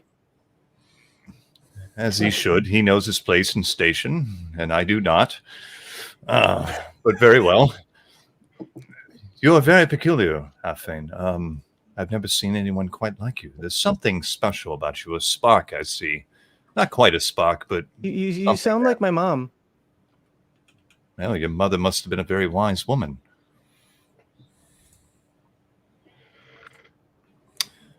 Well, AEthain, what brings you here to these tourney grounds? Oh, just wanted to shoot some shots and, press a couple of girls, maybe? Well, you would definitely do that with those shots. You're very impressive. Where did you learn how to do that? Well, Sunday training, of course. He's a peasant. I can't keep a straight face. So I was raised a farmer, and then decided join traveling troupe. Left. Very well. Will you be competing in the tournament? If I can, that'd be great. You should. I hope they cheer. I think they will for you. And I'll be keeping an eye on you, sir. And if you need anything, just come and see me. I'll be wandering about, and our paths will cross again. I'm quite sure of that. Oh, that sounds great. Yeah, if you're going to be at the tournament, I'd like to shoot. I mean, do you need somebody to go hunting or? Oh no, nothing like that. But that will be useful in the future, I'm sure. A good day to you, and like I said, we will meet again. Fare you well in the tournament. At this point, I just stand there like a dejected child, and I just kind of look at them as they walk away. So, Philip, if you have nothing to do, why don't you just come with us? Oh, where are you going? we're going to go look around and enjoy this fine fair. Okay. Well, as Are you say, sure that is okay. wise? Are you sure that is wise? Peasants are poor. They may be poor, but they're also useful. Can we trust him anywhere near our coin purses? Well, I seem to not have a coin purse, so I'm quite trusting of him. I checked out to make sure my coin purse is still there. Yeah, your coin purse is still there. I tuck it inside my tabard. No worries.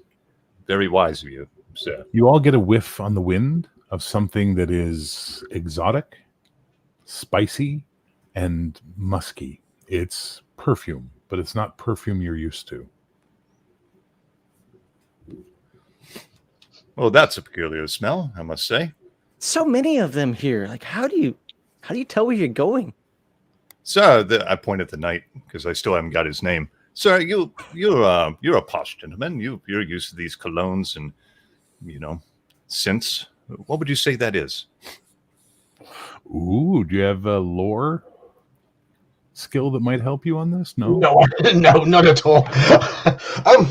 It smells like something from across the water, something foreign. Foreign. Interesting. Shall we go investigate? Why? Why Yes. not? Curiosity is the spark of wisdom, of course. Are you not curious, folk? You seem to be very interested in your standing and your physical prowess, but the power of the Yes, of mind, course. sir, is the strongest weapon of all. I think you'll find you're incorrect tomorrow when you witness the tournament. You will see that power of the body is what matters. Are you a wrestler? I am trained in various of the arts. I heard they do it naked. Not tomorrow, we will not. In the meantime, Tomorrow shall we Be jousting, lances, swords, shields, wow. fine armor, and glorious national colors. Yes, that's all well and good. But in the meantime, shall we use our intellectual curiosity and the weapon of the mind and figure out what this peculiar smell is? I know I am. I prefer And the I start sword. walking off You towards. could use your nose, and then I jog after him. And I merrily just follow along. Is Devere following as well, or is he? He's feeling a little bit confused at the moment, quite how he's managed to end up being surrounded by 3 lower class individuals. But they do seem to have a little bit of spark about them. And the feathery one seems to have some sort of interest in me. And even though I'm hiding it, I am a little curious in what he's going on about. Okay. So Well, I'll you guys- follow a little bit behind. As you guys walk along, you sort of are, again, you're on the outskirt of this, temporary city that lasts all summer long. As you're basically going around, the smells are getting stronger, and you can now smell cooking meat. Clearly, that spicy smell is mixing with the other smell, which smells like oils, anointment oils. And as you're following it, you see, as you step around from one behind one stall and open up into another portion of field, the Ishmiri camp is there. And that is where all of these smells are coming from. And as you're standing there at the front of the Ishmiri camp, you see 2 men, one younger, one older. Your eyes tell you without doubt they're related to each other. As Navri, you find yourself with your father. And he is, again, giving you some, what he does. And he's like, "My son, I don't wish to give you trouble, but please, while we are here, keep your blasphemies under wraps. I could not stand it if you were to embarrass us. There is a cleric amongst us, and he will make problems for our family. Do you understand me, son?" You're muted. Straight. Couldn't hear you, boss. Oh, hear me. Yeah, try again. You have my word, Father. I will not go astray. This is a big opportunity for us, for our family. We can earn privilege with the Sultan. We can do well. You are a strong fighter and a strong rider. Perhaps you will win something in our honor, and the Shmir will feel better. But if you begin talking this Reformation nonsense again, we are Zahirik. We follow the teachings of the Prophet. Do not embarrass me. I've said my piece. And he gives you sort of grabs your shoulders and kisses you on each cheek and then walks off into the camp. You guys saw all of this happen in front of you. You didn't understand the language it was happening in, unless any of you speak Beshik. No. But it seemed intense. And looking at this young fellow, you got that scratch happening in your brain again, Laurel, and it's like, crap, I'm supposed to be seeing this for a reason. I approached the young man, still smoking on my pipe, blowing smoke in his face, not purposely, just because I'm thinking hard. The approaching footsteps, and I turn to face away from my father and see who's approaching. Well, you see the aforementioned quartet of chaos heading towards you. Good morning to you, sir. Good day, sir. Who might you be? Oh, I am Lauren Lockwald, and these are my, soon-to-be friends. I think me and Philip are friends. And young AEthain here, well, he doesn't know what's good for him. And the sir here, who still hasn't given me his name, well, he's a little too posh for all of us. So, Yeah. They feel like that. Ouch. When I move. what, seems you, that must have been your father there. Yes, that was indeed my father. Yes. I can tell by the sorry look on your face that the conversation did not go well. You know how parents can be sometimes, trying to push their agendas on us. I do not You should always actually. respect your parents. I mean, I do respect my father, but it doesn't mean Sorry to interject. You look to be of a somewhat noble standing, young man. I'm indeed, sir. As you look to be also. Of course. I must take He's a control of the lord. conversation. Oh, you're Speak a when lord, you're spoken are you, to, young man. Don't you know who you're with? No, I didn't get your name, sire, sir. Sir Gerard de Vere of the highly esteemed De Vere family of Palabria. Oh, esteemed. Something Absolutely. new information for us all. Dyers and textile manufacturers to the Queen. Hmm. Oh, you're from the De Vere family. Is that how you got your noble standing? I'm also of nobility. Absolutely. Very well. I am pleased to meet finally to converse with someone of a similar standing to myself. Oh, I know the feeling. Can't be dealing with peasants, can we? No. I know. It's all this touchy between them as well. They don't seem to understand. There's no courtesy. There's no Touchy. What touchy? yes, they're very. The one keeps touching people. What the sir doesn't realize is I place my hand on his back and kind of like rub his back a little bit. What the good sir doesn't realize is that we are all on the same step Excuse me? in the great Excuse spoke me? of the hills, sir. Excuse me? Pardon? What do you know what you just did? Did you just say they're in the same stead? We are. We are all in the same standing in the great. Well, wheel I of beg fate. to differ. I can tell just by looking at you, you're not in the same stead. Oh, but you're not looking hard enough, young man. Seems soon like you me and Sir Gerard are more akin. You would think so at first glance, but it is not so in the deeper meaning of things. He keeps talking about this sort of strange. Is he one of these, the power of the mind people? Yes. Oh dear. Yes. I did explain to him that, of course, breeding and physical prowess are what matter. Does he know what the tournament involves? Clearly not. I do not quite care what the tournament involves. I came here seeking all of you fellows. And you, young man. You're going to be an important part in all this. Me as well? Yes, I have seen it. Part would I have to play? Do not know yet, but soon enough I will. Soon enough. Well,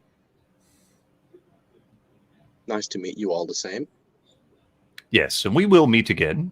You're welcome to accompany us, of course. We're just taking a tour around the grounds here. Only if his father should permit it. Oh, he's fine. Don't worry about your father. Oh no, I do worry. You're destined, after all. There's a noise. There's a noise coming across the crowd. It sounds like it's growing. It's very much mob-like.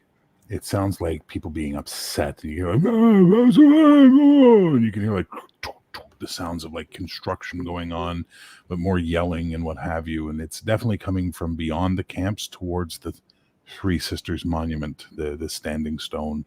So giant in the sky, you can see it from any part of the battlefield. But there's definitely a commotion going on over there. Well, if you excuse me, gentlemen, and I start hurriedly walking towards the standing stones. I'm gonna jog that way.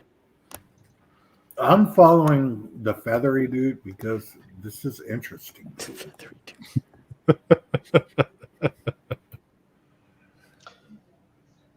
Navri, I think I overheard your name.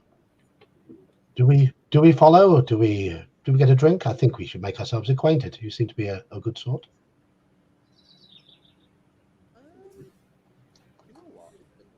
Iman, you've gone very Discussion quiet. with my father. It's kind of got me down a little bit. So do you know what? I could do it with a little bit of a pick me up. Let's go get a drink. Very well, and then maybe just sort of observe. I mean, that the touching one, Lorillan, I think he said his name is. He confuses me, but there's something I feel that is right in what he's saying.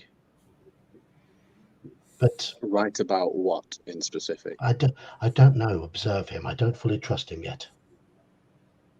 But you He definitely is, of get a course, feeling of something from him. of some sort. He seems to be. He is of course a peasant, is of lower stock, so we have to be careful. But Have you got That's your this coin thing about purse tucked away? I do, of course. Then there's not to worry about. He has this strange attitude, and I worry that he has. No. I must not. I must not cast those stones yet. I fear it could get him in trouble. Shall we? Sure. So you two are following them or going your own way for a drink? We're going to get a drink and then veer over towards where they are and just observe. Okay, so long before you get there, well, you guys go off to get a drink. You'll have to deal with that and then come back. And before you three get over there, Gerhard, the crosses are being assembled and put up. You're sitting in your cage. The beast folk has just been staring at you like death, like just you do not doubt he would try and rip your throat out were he free right now. And as you're staring at him, you hear a voice go, "Bucked! Yeah. Your time has come. Your blasphemies and sacrilege, you will pay the price." As you look over, this is Herr Gerbrecht. Herr Gerbrecht is the leader of this entourage of Ostrati. He is the most ravenously pious and puritanical of you all, and he loves to crucify people. He believes all humans are guilty of sin and can only be purged by living a good life, and then if they fuck up, nail them to a cross. And while we won't go into what your sins are, he's gleefully happy in his own repressed way to clearly be getting his upper hand on you. Repent, Bucked. It's your only chance. Otherwise, when you face the true power, you will be cast into the abyss. 9. I am right. You are wrong. You see his fist clenches the mail of his, gauntlet. Just like starts rubbing against it, and he's like, "I will not waste any more words on you, sinner. You will be the first we nail to the wood."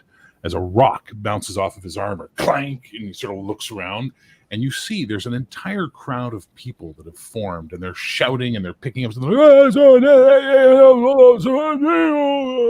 they're beating things and making noise as basically looks like the Astrati have attracted a crowd. But of course, the brethren are the brethren, and they've made a wall of steel. A dozen fully plate armored Astrati Templars with their two-handed, Zweihander swords, and they're just like, they're Zweihander, sorry, and they're just standing there making a wall and keeping everybody at bay. You're a smart man.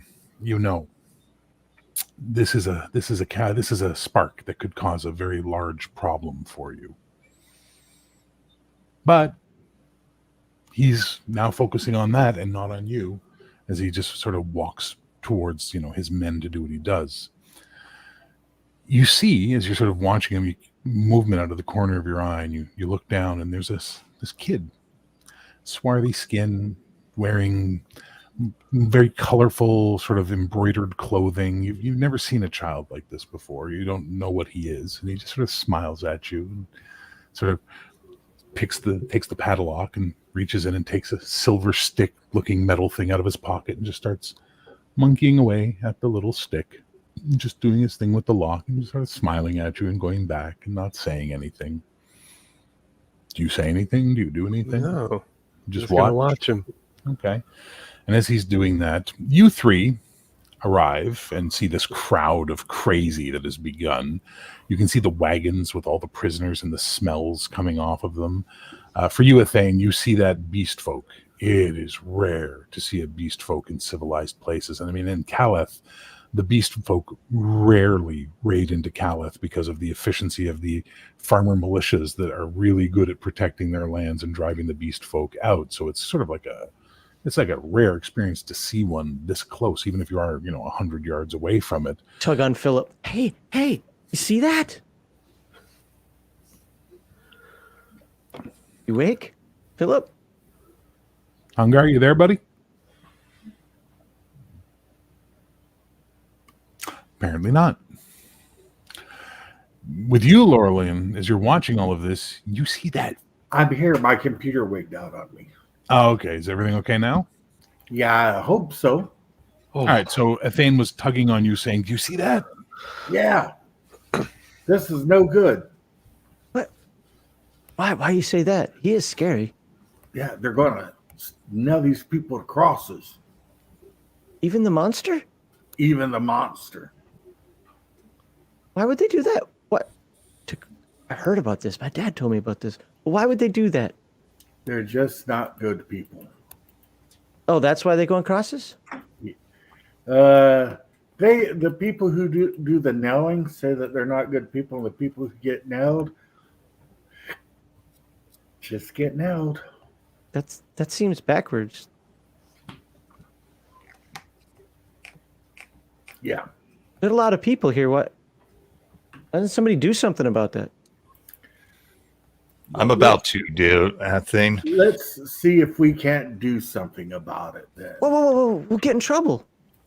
Don't worry we about only it. get in trouble if we get caught. Philip is quite right. I will distract the crowd, and you two free the beastmen and the other man in the cart there. Free the beast man? Well, luckily for us, I have pick lock. Well, luckily for you, Gerhard, the kid you see goes click, and the lock pops open on you. Like you're still chained inside, but the cage is now unlocked. And he just sort of looks at you, smiles, and goes, "See you at midnight." And ducks underneath the cage, and vanishes into the crowd. So what in are all you doing there, Laurelian? What in all the trouble is- chaos that's going on, I see the kid picking the lock in the corner of my eye, and I cast cloud of smoke in between us and the crowd of people, and also cast Thunderclap just to be like a big distraction. And then I grab the man by the arm out of the prisoner cart and tell him, "You probably want to come with us." He's shackled and is the beast man, the beast folk as well. Thank you, Gaming with ADHD, for Gerbrecht. Anybody handy with a pick? I unshackle them.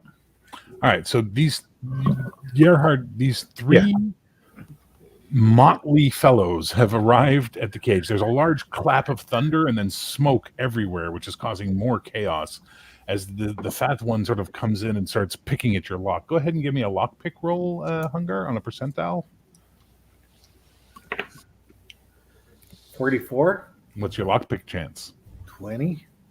So he's like fumbling with it, like he just can't get it. And the beast man is just watching this like intently, like his yellow eyes have narrowed and his fangs are just showing, and he's like watching what's going on intently. AEthain, you can see that Philip is having a hard time with the locks and what have you. And Laurelin, you're sort of trying to make sure everything's not, coming towards you, I would assume at this point in time, but you understand time is of the essence. What's the holdup? I think he's drunk. Good at this.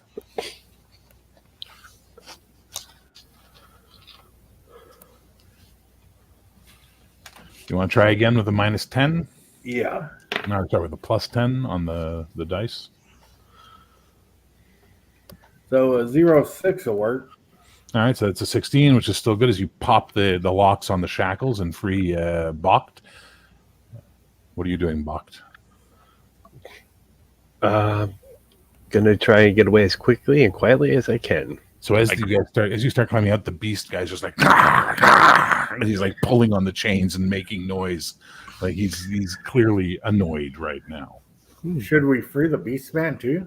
Yes, free the beast man. I grab Bach. I'm like, don't run away. We're here to help you. Okay. So you get close to the beast man, and he's just like, and like he lets you go to his wrist, but you kind of get the feeling it's like he cut your throat, let you pick the lock. Anyways, good for him. Meanwhile, AEthain, as you're looking at all this, you can see that there's bolts holding these chains into the wood. You're pretty sure you could pop those bolts easily, like lickety split.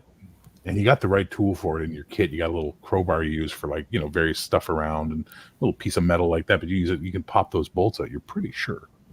Okay. Well, would it be easier for me to do it from flopping on top of it? Can I get on top of it? You could, yeah. Okay. If it'd be easier that way, just so I can jimmy it up, then yes, then I'll jump on top and or climb and roll on top and start popping. Just give me a PS check. Roll under your PS on a D20. Okay.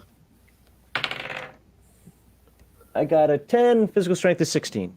So you're like, and as you pop it up and look, you can see this through the smoke. You can see some guys in metal coming towards you. They're not quite there yet, but they are coming closer.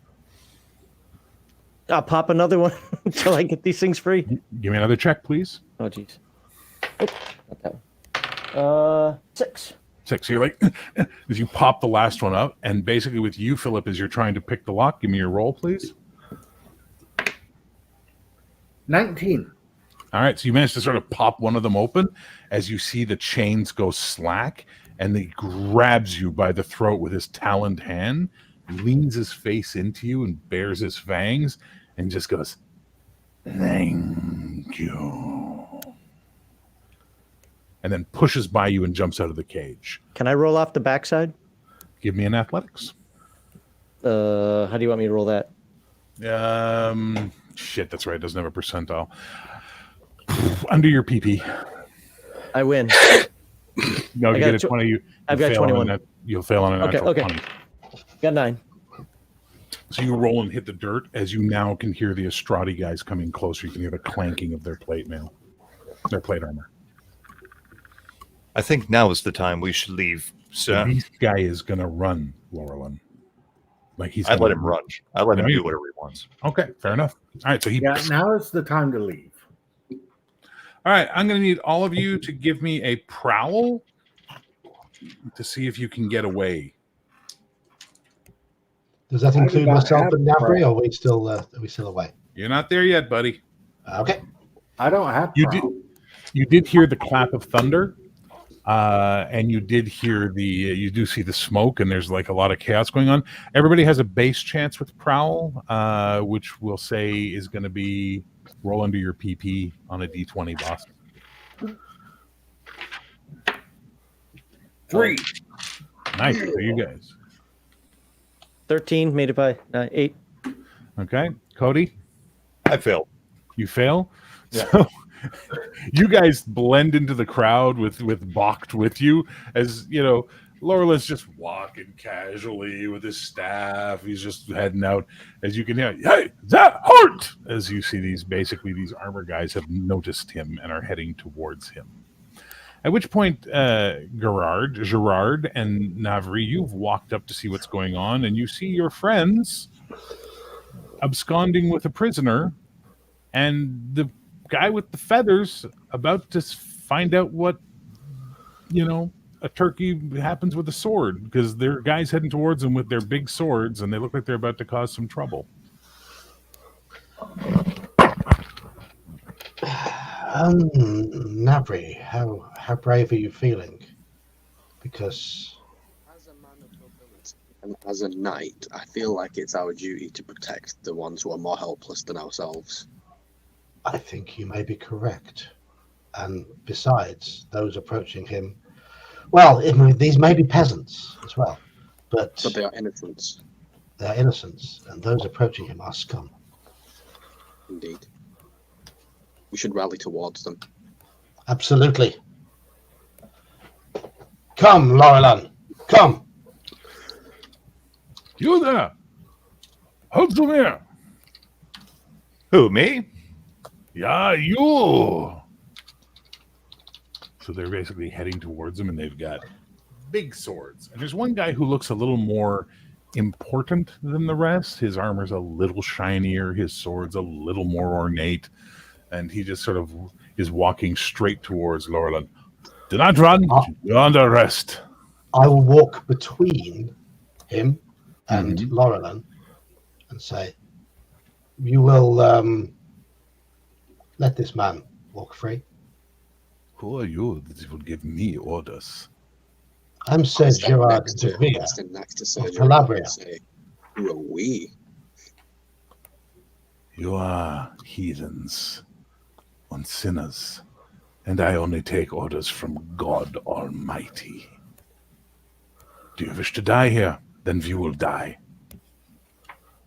I think not. I think not, because you will not. I think you do not understand.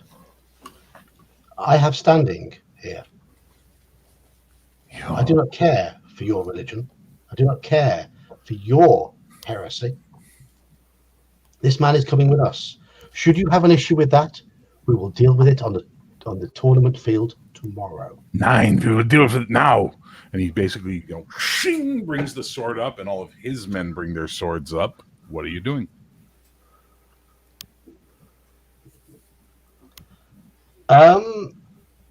It is our honor to fight. Okay. How many are there of them? 5.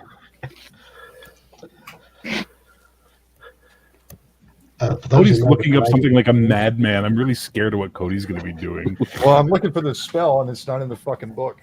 So I'll be right back. So for those who know the Palladium system, which I don't, how much shit are we in? A little bit. All of it. Are you drawing your weapons? At the moment, Absolutely. I'm standing with my hand ready to draw my sword. Okay, they've already drawn on you. And then Devere draws. Are you drawing or not, Naveri? If he draws, then I draw. Okay, so you all Are draw your swords. Is my area of tents within earshot? The whole other side, man. You've walked so far away from your people. But here's the thing. When someone makes a large clap of thunder magically appear over places, it draws attention and cloud, and you hear a whistle cut, like a cut through the crowd, as about a half dozen Devonic knights come into the area. And one was, what was all this then? Aye, aye, aye, aye, aye, aye, aye. Put them weapons down right now. Now, everyone, weapons down. I sheathe my sword. As they're basically, fanning out like in a sort of a pattern, and they've got cudgels. They haven't drawn their swords. They've just got like little iron shod cudgels and shields right now. Oh, what's this then? Gerber goes, a misunderstanding, good sir. No problems here at all. And he stares right at you, Devere. We will meet again. You and I. Tournament field tomorrow? No. We will meet and play for blood. Very well. Listen. And they start stepping back, and then the Devonic Knight looks and goes, all right then, you tell me, what's going on here? Causing trouble. Oh, you or them? The heathens. And he sort of glances at the crosses. I don't like them being here any more than you do, but let's keep the peace, eh? The fighting stays on the pitch. Do you not have the authority here to tear those horrible things down? See where we are standing? We are 10 yards off the tourney grounds. I've got as much authority here as a rock. Fair enough. Fair enough. Devere, right? Yes, you've heard of me? No. But You should have done. you cause any more problems, and I'll be having a conversation with the people at your camp, and your name will come up repeatedly. I think you'll find it was not me. I don't care. Piss off, Palladium. Get to feet. Walk. Any more trouble? I'll put you in the paddocks. And he walks off with his men. So to be, I put my hand on his shoulder. Excuse me? I think it's better if we just make and break. I appreciate the assistance. Can you stop doing that, please? Oh, of course, of course. You can attract my attention with your voice, but not with your touch. Absolutely. I have to give you permission for that. And I have not granted you permission. Not a problem. I pat him on the shoulder and start walking on. All right, where you guys going? I turned to Bach, or I don't know he's Bach, but I turned to his character. So, what was that all about? Heresy. Heresy. Oh, yes. One of the many fallacies of the world. What heresy did you commit? I was right, they were wrong, and I told them so. Well, everybody thinks they're right until they're wrong. What makes you so right?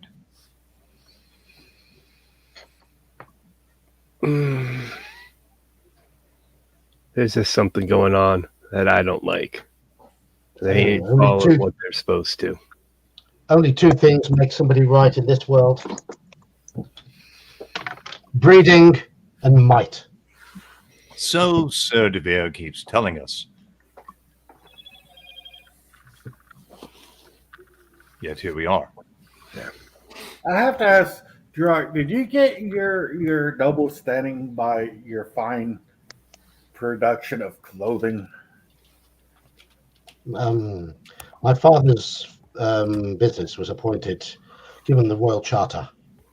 Oh, so you're like one of those Johnny-come-lately nobles? I think you'll find that in my heritage there is plenty of fine blood. Just like your fine red dye, you peacock. I think that stomach of yours would look wonderful in some of our robes. I can provide you with one if you wish. You have to say it would not be slimming enough for you, though. I like a more muted color, but thank you, my good man. Where are you going, guys? You're still in the middle of bad place. Yeah, I'm walking off. I'm already walking. Where are you walking to? The opposite direction. Okay. So if we look at a cardinal point, right? You can either continue, the whole camp lies before you now, right? Like you're on the outside of it, right? So are you going towards the center of the camp, towards the far side of the camp, towards, give me some direction other than off, please. Whatever the opposite direction of this commotion is, I'm going So that way. straight through. All right, so you're heading straight through the middle. Not a problem. So as you guys are walking through, you suddenly find yourselves being surrounded by a lot of those people that were very upset. And this rough and tumble looking guy comes and goes, "Oi, you in charge of this lot?" Excuse me? Are you talking to me? Yeah. Are you in charge of this little grouping? Oh, no, I'm not in charge of anyone. I think he is. And I point at Veers. Oh, my apologies, sir. My name's Robert. And, He's a lord.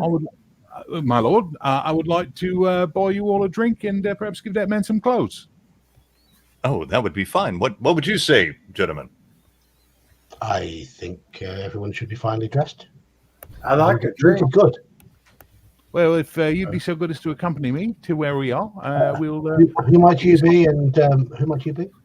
my name's Robert, and I I'm heard that, but you're a merchant, are you? Yeah, I deal in general wares, various things. Yeah. You And need you nails, I think- got nails. You need cloth, I got cloth. You need ale, I got ale. And where do you purchase your cloth from? Wherever I can get it cheap these days. The continent's gotten bloody expensive. But hey, listen, we should be moving. We don't want to be sticking around with those Australian pricks around, right? Why are you looking to buy cheap? You know, we can have this conversation away from this commotion. I suggest we follow dear Robert's wisdom and move along. Thank Lead you for away, your hospitality, Robert. Robert. I'd be glad So to take you up on the offer. Well, he leads you guys over to basically, which is like the merchants' camp area, where like the smaller merchants who don't have like, a lot of money, they just put their wagons here, and it's almost like a little side hustle. You know what I mean? And he takes you over to a wagon, and there's a slightly rotund, rosy-cheeked woman there, and she's like, "Well, but what's going on with all these people then?" "Don't worry about that, love. Get us around the ales and find a shirt for this man, eh? He needs to be covered up. Come on." So they go and they put out little fucking casks for you to sit on, and they bring you around some tankards of ale, and I was right proper, eh? You stand up to those pricks. I like that. I did. It was quite nice. Stridey. Bigger bunch of cunts never seen on this island. Hey. What? Excuse me? Oh, the pardon me. language- Bigger the bunch of language you're using. brats. Pardon me, my lord. I'm just a poor, simple merchant. I'm used to speaking rough on the streets. Where are you So, from? from lots of different places, love. Did you just call me love? Pardon me again, governor. Sir, Oh, sir. No, you don't have to call me sir. I'm not knighted or anything. No. You just call me Robert. you call me sir or my lord. Oh, right, my lord. Absolutely, sir, my lord. Now, and make sure you keep that up. Oh, absolutely. I would point out you're a long way from where it is you shit, and your shit will That's not right wash over in. there. Yeah, far side where all the rich is. Well, we're not rich over here. We're common. We're poor. We're like this one. And he points at Laurelin. We're like this one. He points at AEthain, and we're like this one. And he jerks his thumb towards Philip. But we don't like pricks like them. They have no business here. And tonight we're going to go burn their crucifixes down. Aye? That's what we're going to do. We're going to make sure they don't crucify anyone tomorrow. That's our job. Can they build them again? We'll burn them again. There's only a certain amount of wood here before they got to go up to the trees and try and cut some of them down, and the Franny ain't going to have that, I can assure you. Or maybe they'll run afoul of that beast man's people, and then they'll be in real trouble. My point is, I like what you did. You're good fellas. I want to buy you a drink. Now, if you're going to be a prat, posh cunt all night, my lord, you can fuck right off back to where you came from, and these gentlemen can stay and have a meal with me and my family. Well, I, for one, appreciate your hospitality, Robert. Well, that's very kind of you. You are I know, even though- breeding. I I know look even at Kirby and I say, have you understood even half of the things that this Robert guy has said? I mean, yeah. Okay. What about you, my Dark Lord? Are you stuck up, or are you a good bloke? So he's a good bloke, but that's not for me to decide. You don't get to decide if you're a good bloke or not. All right, then. Well, you do you. He's of the correct breeding. The correct breeding. What exactly is the correct breeding? Yeah. What do you mean by that, Sir Gerard? You are royalty, are you not? I am. That is what I mean. Wait, did you say I'm not of the correct breeding, or that I am? I said you are of the correct breeding. Oh, I am. Oh, sorry, I misheard Yes. you, sir. Yes, I agree. Do you two dance? Do you don't give each other, little pleasures in the woods or something? You seem quite fond of each other. Anyway, my lads. Well, we're both men of nobility. We stick together, don't we? There's no nobility here, love. This is just a bunch of prats sitting around. Wait till you see the tournament tomorrow. I'll have you know, I have been trained to dance at a proper dancing school. Do this. Really? I Would you also demonstrate? to be able I think I would like I to didn't learn see at the Sir same Gerard school. dance. How about the rest of you? You will I would require lay down something for that if I had to. you will require a skilled orchestra and, of course, a lady of breeding. Well, I don't think we have a skilled orchestra here, but I bet you Mr. Robert here and his dear wife know a tune or two, don't you? Well, you need she's is a not a lady campfire of and some breeding, but she's a bongos. lady who's bred. What was that then? Sorry, there we go. What was that? A campfire and some bongos. You can dance to that. We got pots and pans and sticks to beat them with if we need to. Yeah, there you go. There you go. What say you there, Lord High Mighty? Will you And I'm dance sure for us? Mr. Robert's lovely wife here will be a fine dancing partner for you, Sir Gerard. Oh, there she is, but you get frisky with your hands. You and me are going to have a problem, mate. Oh, he's of no, but I assure you that won't be a problem. I'm afraid she is of peasant stock, so she may not touch me. Oh, well, then you can just dance with young Navri here. I'm afraid he is male, so he may not touch me. There seems to be a lot of rules to this dancing. Of course there are. From what I Decorum and understand, etiquette. dancing, and Robert could correct me, but dancing is supposed to be fun and frivolous, is it not, Robert? No, not always. Dancing is how you meet the girls. Correct. Dancing Well, we is a could matter find of some other courtship, girls. Sir Gerard. Pardon? What was that, Navri? Tell you what, how about this? I have a plan. I have a proposition for you, my lords. How about for the next couple of hours, we forget our titles, we forget our nobilities, we forget our patents. We drink as men who are united in a common cause against a bunch of prats from the continent who think they can come here and tell us how to behave on our island. I will drink to that, Robert. Me too. What say you, Sir Gerard? Yes. Despite the coarseness of your blood and your speech, yes, I will join you in drinking to that because your sentiment is correct. Excellent. All right, boys, get the booze, get the women, get the fire, and get the music. Let's have ourselves a little bit of a party. And you find yourselves suddenly in a down-home jamboree and all these wagons, and there's accordions and pipes and mandolins and booze and dancing girls, and it's just a couple hours of a good old party as the sun starts to go down. Oh, it's summer. No, the sun's not going down for a while, so it's just a party that goes on all afternoon. And eventually, I'm going to need all of you to let me know how your drinking is going because the booze is flowing well. I'm drinking moderately. I'm not really drinking at all. I'm just kind of sipping. Same here because I was told it was bad. I've only had one flagon of beer, ale. Okay. I'm probably partaking in heavy consumption of ale. So that causes me some conundrum because I'm watching these two as kind of my guide. One isn't drinking at all, basically. And the other one's over drinking, and I'm trying to be cool like them. Well, the worst part is there's a There's a plump young thing that's taken quite your eye, or you've taken her eye, AEthain. So she's plying you with booze as she sits in your lap and laughs at drinking. anything you say. And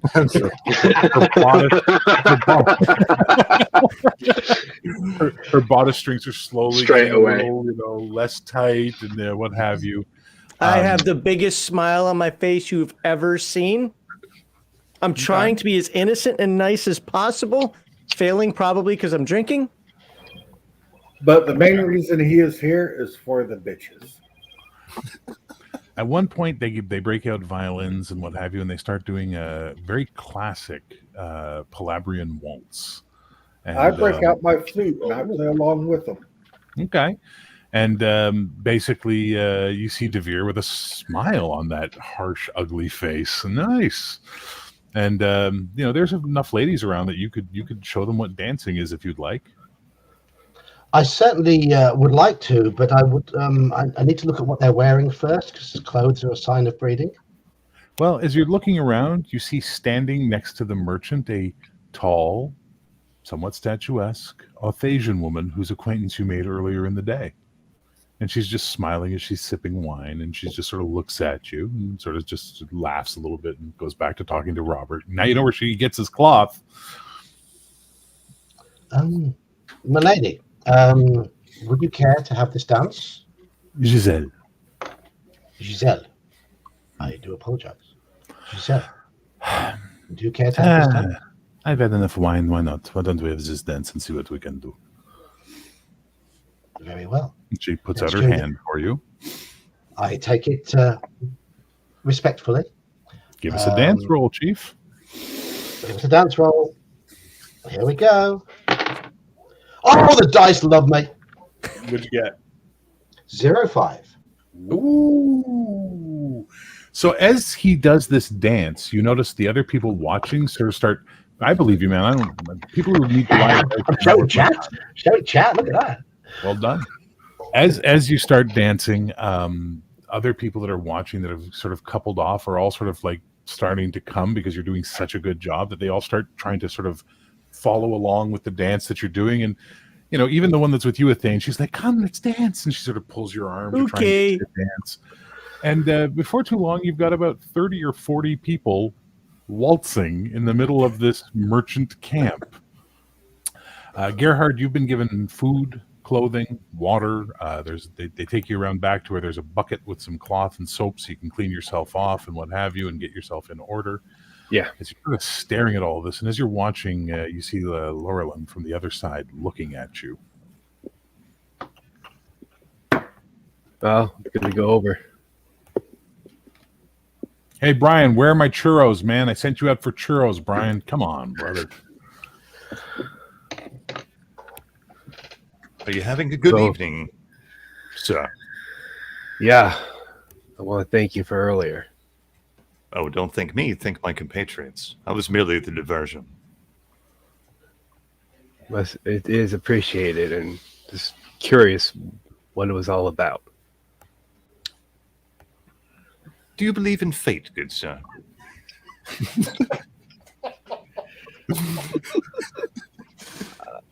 I believe some of us do have a little bit of a destiny that we have to fulfill in our lives. Ah, exactly. I poke him in the chest with my staff. You have the right spirit. Yes, we all do have a destiny and a fate, and you are part of it, part of all of our destiny and fate, part of the great wheel. And you are just another spoke in that wheel, as am I. I guess you could say that I am the, what do you call that centerpiece in the wheel there?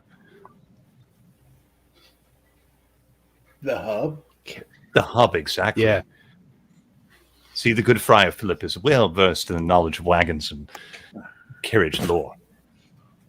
The good friar is surrounded by about 3 5-foot-nothing, chubby little Albani women who are quite taken with his belly and his beard right now. I go back to playing the flute. So you are part of this fabric. I'm sorry, we didn't have time for introductions. I am Lord Lynn Lockwald, and you are? Gerhard Bocht. Gerhard. Very strong name. And you are from Alabana, I suppose? Ostrad. Strahd. Interesting. Shit all over the place. So this heresy you spoke of earlier, what is all of that about? I'm sorry, I do not keep up on the It's religious quite all right. lore. I pretty much told them they were going a bit too far with things, and they didn't agree with me. Interesting. We all have different point of views, but I must commend you. You stick to your principles, sir. That is something I can respect in a man. And you do not have to voice them here. No. Don't feel that you have to. The waltz has stopped and a jig has broken out, and now it's peasant dancing at its finest form happening around you. Do you not want to join in the dancing, Bob? I'm sure Philip would lend one of his fine young ladies to you. So, Bach, remember you were raised Estradi. There is no dancing. There is no singing. There is no color. And, mating is done to produce children once a year, and that's it. You know what I mean? Like, the Estradi are the most repressed of all people. And by the way, Navari, Ishmiri seems to be quite attractive to these young ladies of the peasant folk, as you've got more than a few of them who are like they're rubbing your skin to see if they can take the color off, and they're giggling and all that kind of touching your hair. They're being completely just entranced by this brown-skinned gentleman amongst them who seems quite well and smells much better than everybody else around here. So like it's a whole event happening. But yeah, Gerhard, dancing's not your thing. I mean, you could try, but I'm just saying your people don't dance. While they're talking and the dancing just kind of keeps moving around and so forth, I don't care which one it is. It's either Lorelin or Gerhard because I see him talking, and I'm just gonna go drink because I will take it and down it. Had too much. All right. Be careful, young AEthain. The women and the booze will go to your head in other places. Yeah, I think we're going to need you to give me a saving throw because you're not a drinker in any way, shape, or form. Let's take a quick look at the old character sheet. And this will be a save versus poisons, I think is the way we'll go on this one. That's for Gerhard, right? Yeah. No, you're fine. You're a farmer. Jesus Christ. You make your own booze. Uh-oh.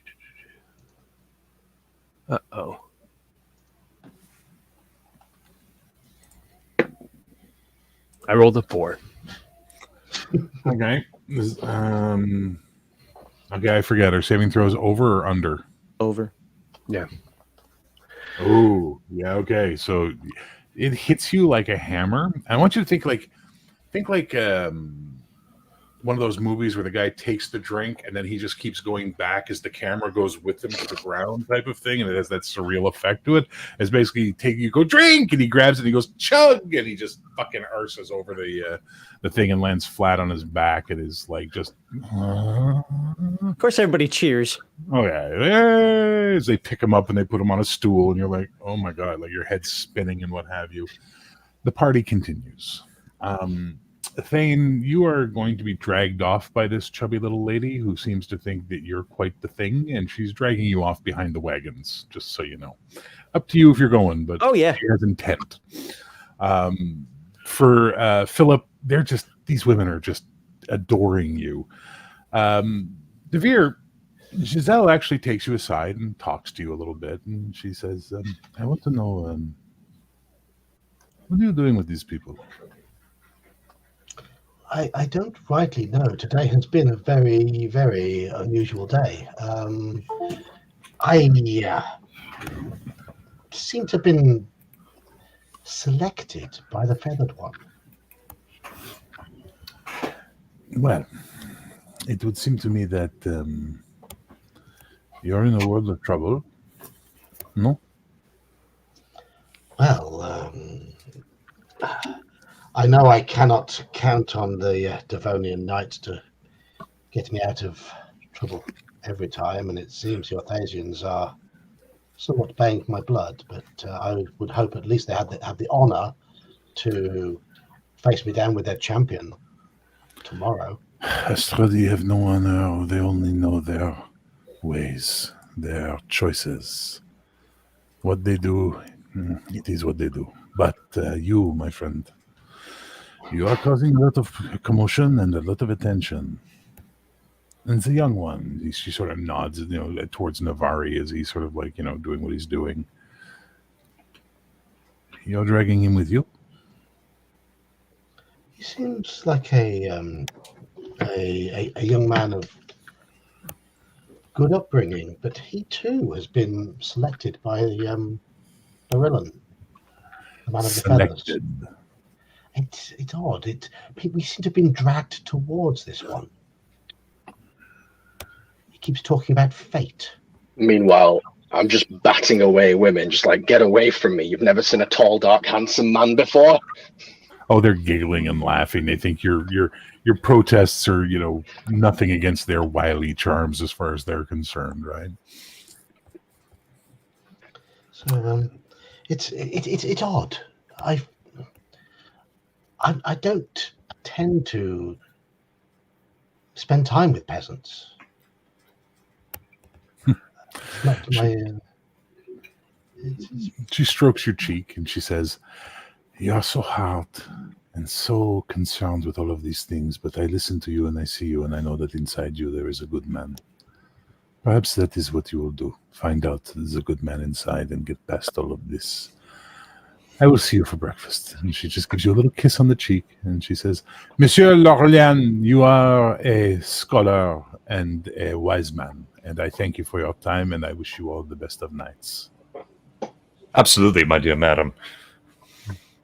And I bow to Giselle, as is the custom. She does a curtsy and then she just sort of wanders off back towards wherever it is she's going. And it's getting pretty late. The sun's been down for a while. The party's been going. You don't know where AEthain is. Navari looks like he's completely annoyed by all these women. Philip is, tooting away on his pipe, and Gerhard's lying on the ground, counting stars right now.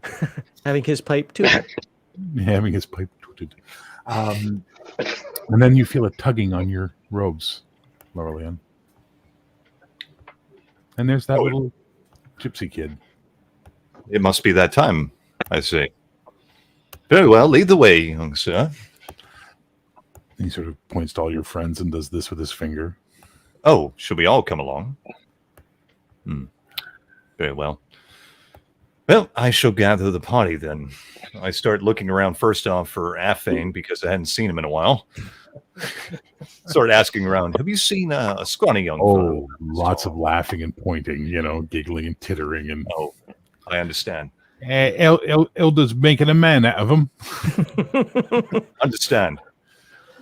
I go to the tent and kind of like poke on the tent with my staff. Hey there, do not mean to bother or disturb you, young sir. You finish up your business now, and then we have a meeting to attend to. What meeting? It's an important meeting, though I don't know the importance yet. We shall sure find out. Just I'm finish what important. you're doing, get dressed, and meet me here. Oh, I finished a while ago. Oh, quite right. Well, I didn't want to dishonor you, but yes. Jesus. Well, get dressed, young sir. We do have some business to attend to.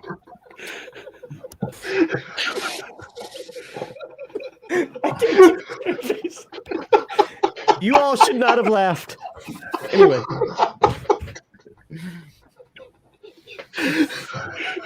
It's a shame we'll never play this game again.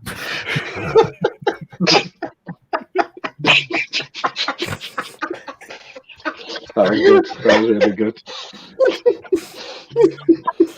I'll get my stuff when you get ready. I go looking for Sir Poshness.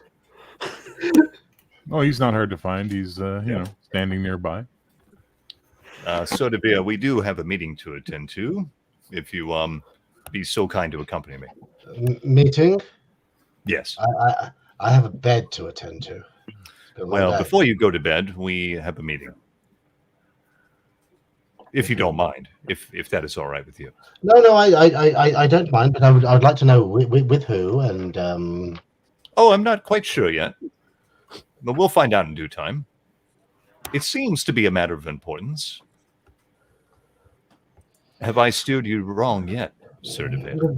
No, very well. It's just that I wanted to get a good night's sleep for the tournament tomorrow. Oh, not to worry. You will get a good night's sleep. I'll make sure of that. Okay. I start gathering up the rest of them, Philip and Gerhard and Navri. Yeah. So ladies, I'm sorry. I'm being summoned. I must go. Oh, they're like, they're tying scarves to your belt and like, and giggling away as they're like pretending, no, but off you go to see Mama. So you guys cross and follow this kid as he leads you through the camp and all that sort of thing, and past stuff and behind things. He doesn't take any main roads. He always goes behind stuff.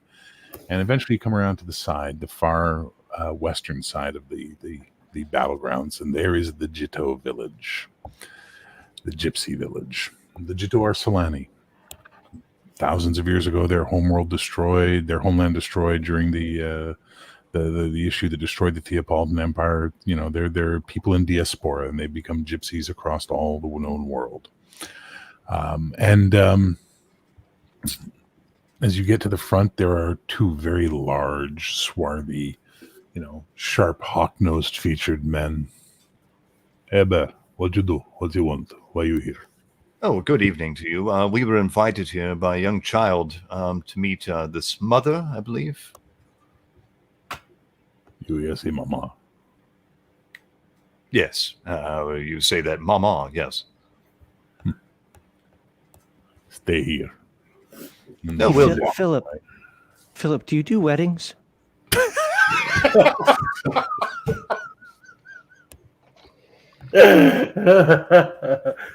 Why don't you wait until you're a little more worldly there, young Kirby? Probably right. Why is everyone Kid is gone, by the way. The kid is gone again. Athane's thinking with something that's not his brain. So eventually the big guy comes back and says, okay, Mama, see you. Come with me. Let's go. Very well. Come along. So you follow them into the camp, and like their wagons are those hoop kinds, where it's more like the rounded type, and they're all covered in like colorful cloth, and there's strings of lanterns and stuff everywhere, and it's really, really, really kind of like a little ooh, but gypsy at the same time. And there's a fire over there where some men are gambling and doing whatever, and then there's some women dancing over there and all this kind of stuff. And he leads you through and past all of that to this one wagon that's a bit bigger than all the others. It's purple and red and blue cloth. It's nice cloth to hear, by the way. It's really nice cloth. I started admiring it for a moment, yeah. And he just points to the wooden door. You pick one other person, go in. Ooh, French all of a sudden. You pick one other person, go in with you. Not all. Oh, I see. Would you like to come, young sir? You seem eager. I pointed at Afe. Are you talking to me, sir? You said sir. Oh, okay. Sir. Yeah, that'd be great. All right. We'll come along then. I will take the young lad here. I got picked.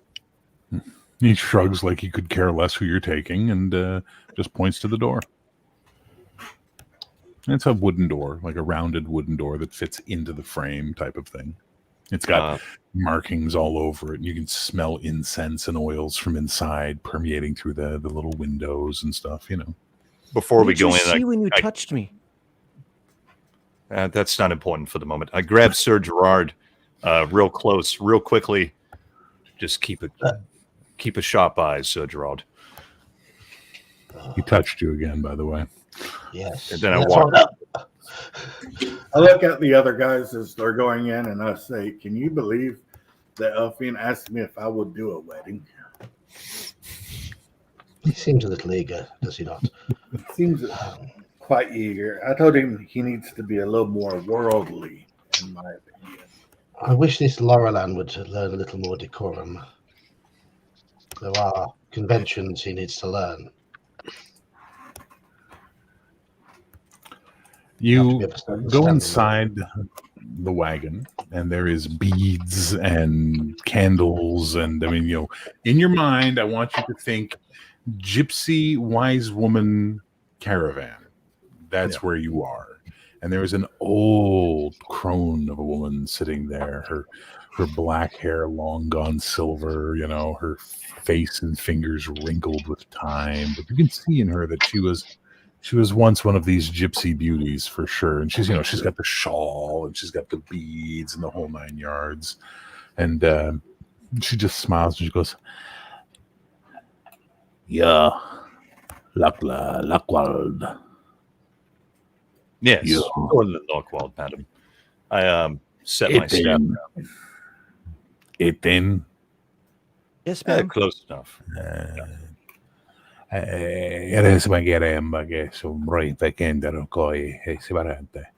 then you hear a small female voice behind you say, "Please, be seated." And you look, yes. and you see this young girl, couldn't be more than 13, standing there. Absolutely. Mama does not speak your language. I will translate for her. Oh, that's not necessary. I can make accommodations. I cast tongues. It doesn't work. Oh, okay. Well, maybe translation would be good. As you're like, this bitch has warded her trailer? Huh. Like her wagon is warded hard. She's capable. You're like, So she starts talking. Tell the mama that I apologize for the abruptness of the magic. So she says something, and the woman goes,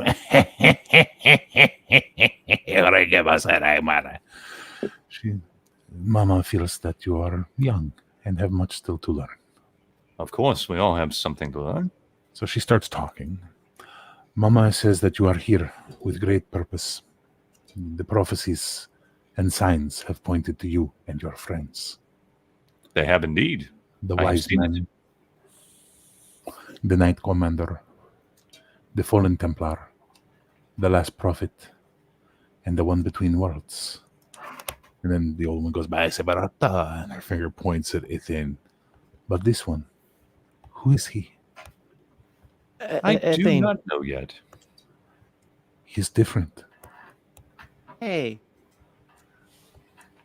He is different, but I feel AEthain has some part to play in this greater destiny. Mama agrees.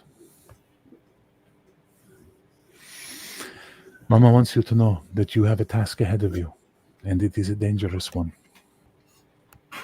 You must take them into Escain. Escain? Yes. Why Escain? Because there you will find the crown of the High King. And I only see. with that will you be able to find the proper High King and free this island. So it is the cycle. It is. Very well. Well, But she wants you to know there is opposition to you. there's always opposition. What kind of opposition are we talking about here? Your equal number in darkness. Well, I'm sure we will overcome this obstacle, or at least we will try. Well, I should not even say that. We will. Mama says something, and the girl goes, "Hey!" I said, "What?" And she starts getting, and she's like, and she's like, Did I say something to offend her? No. I am to go with you. Oh, well, very well. If it's destined to be so, we will be glad to have you. I am your seer of stars. I will read your fortunes as you go and guide you as the stars guide me. My name is Can you handle a journey? She sort of looks at you and gets a little bit of a wry smile on her face. I am Solani. I'm AEthain. No. My name is Esmeri, but I am of Solani people. I can handle the journey. If you will have me, wise man. Of course we will have you. Your services will be most needed in this arduous journey. And don't worry about younger Fane here. He's still learning, finding his place in the world. Though he has found part of his place tonight. There is one more that will come. And when you have that one, you will be complete. And which one is this that we are looking for? It will be revealed this night. I trust in your wisdom, Mama. She just starts laughing like a cackling old, crone. And then she says something and ne.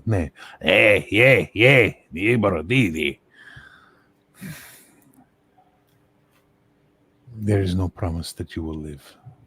There is no promise that you will succeed.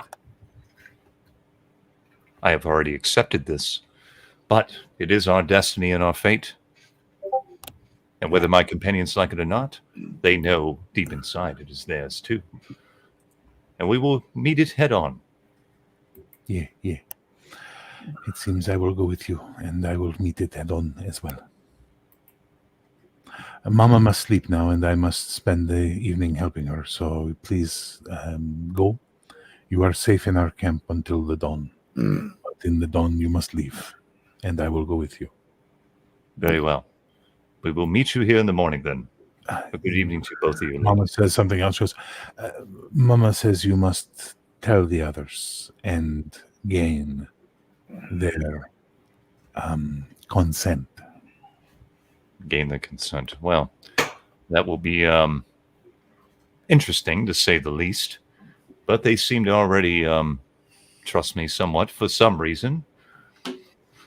Very well. I'll see what I can do. I will see you in the morning. While we're walking out, I grab Laureline by his shoulder. What is this? I came here to shoot arrows and meet girls. What is going on? Well, it seems like you did both. Dear AEthain, you shot some arrows, you made some What is coin, it? You and you saw met some something girls. when you touched me. This is magic. It is magic indeed, and there will be more magic afoot before this is all over. Magic doesn't lead to good places normally. I've read this. Well, I've had the stories read to me. Well, there is good magic and there's bad magic, young AEthain, and I assure you, all the magic I use is for the better good of all of us. Isn't that what everyone says? No. Oh, okay. So they've given you guys a fire to sit around and wait for them. So they're all at this fire waiting for you, basically. Okay, I come out. AEthain, why don't you get some rest? I have to speak to Sir Devere. I'll lay down. I've had a tiring night. Sir Devere, they've got a little tent for you guys to sleep in and stuff like that. It's like, that's for you. Don't go anywhere else type thing is what they're saying. Mr. Lochwald or Laureline, if you prefer.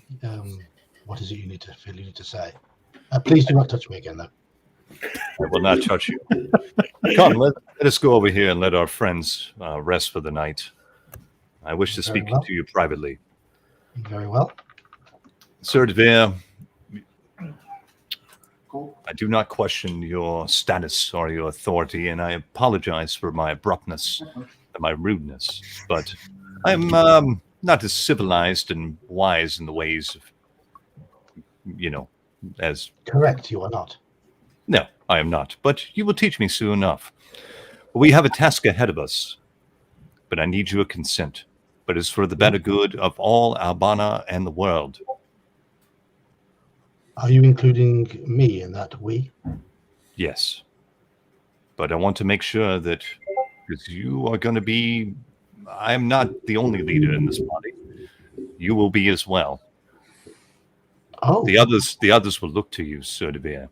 Well, I would hope they already do. Yes, they do. And that's why I want us to have an understanding. And I want your consent to know that I don't want to be enigmatic with you anymore. I've seen a prophecy. I've seen what's to happen. And there's a cycle happening. I'm sure have you heard of the Pendrick cycles? Everybody in Alabana has heard of the Pendrick cycles, just so we're clear. Yes, I have.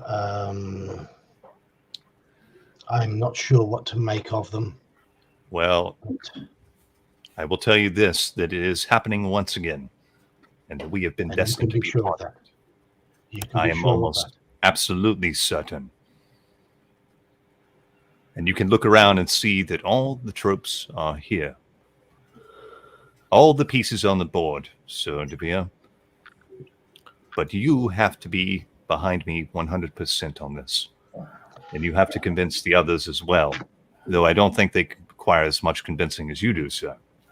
It goes somewhat against my faith and my teaching, and everything that I've learned in life up until now, to follow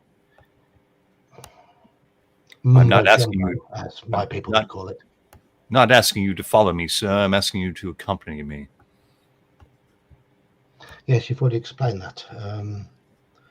So, I mean, what to wear? Well, I'm not quite sure yet, but this young lady is going to lead us somewhere in the morning, and we will find more answers there. Young lady? Which young lady? This young lady that... She's still in the wagon, dude. Yeah. Well, I'm just pointing towards the wagon. I can't remember her name in out of character, so... Esmeralda. Esmeralda. The young Esmeralda, the assistant to the mother. She will accompany us, and she will be part of this. It is one thing to deal with people of peasant birth, but it is another to deal with people of Solani birth. Indeed, and you'll have to put your prejudices and your social graces behind you for the greater good of all Alabana. Though that is a virtue to hold on to. I have a job to do at this tournament. I'm here for very strong reasons. Damn the tournament. I slam my staff down on the ground. What? Sorry. Did not mean to raise my voice, but damn it is just that I feel I must for my people. You're aware of the position that Palladium is in, the taxes we must pay. You will have a greater tournament to deal with, sir. You've been quested with a quest. Is this not what every knight dreams of?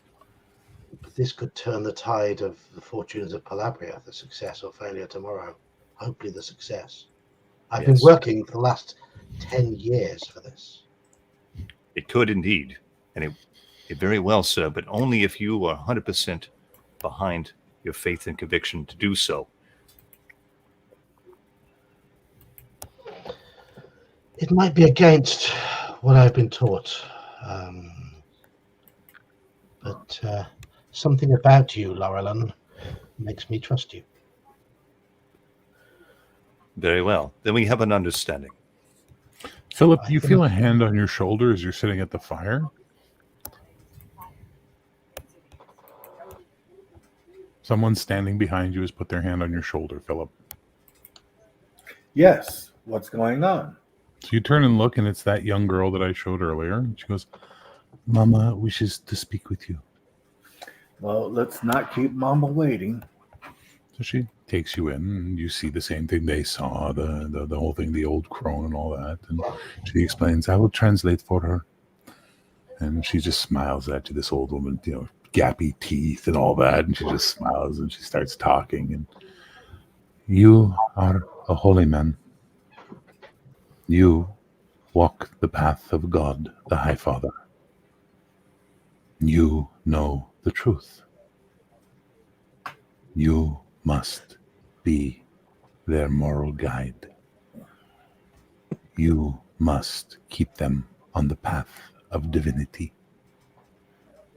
If they turn from the path, all will be lost. Alabana will fall, and darkness will rule the land. Do you understand your purpose in all of this? That is a lot of responsibility. God does not ask the weak to take up the challenge. He sees the strength within. If it is my calling, then I have no choice.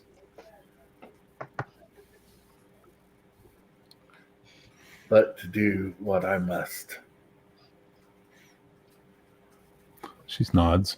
She digs around in the back and she hands 2 scrolls to you. In your darkest hour, these will help. But not until then. I take them and I put them in my pouch. And then, she helps you to the door and shows you out. Nice.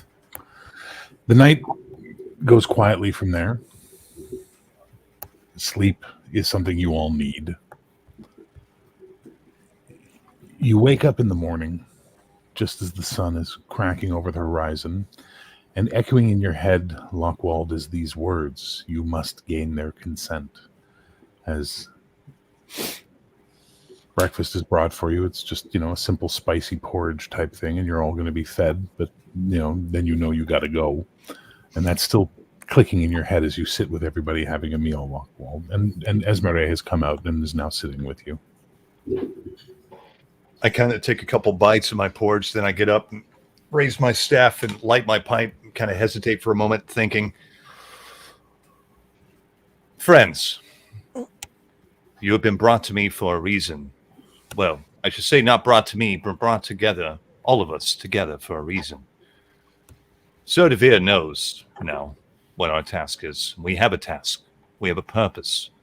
I don't mean to be puzzling or enigmatic with all of you, but there is a greater fate that beholds all of us. And I think Philip understands.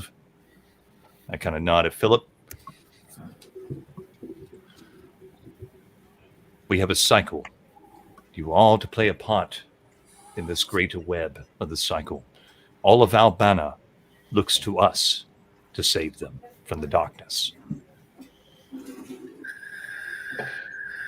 But you must come willingly with me to do so. Side by side, we will banish this darkness. Believe me or not, believe this. What I say is true. What say you? Sir Gerard, have you spoken to him about this already?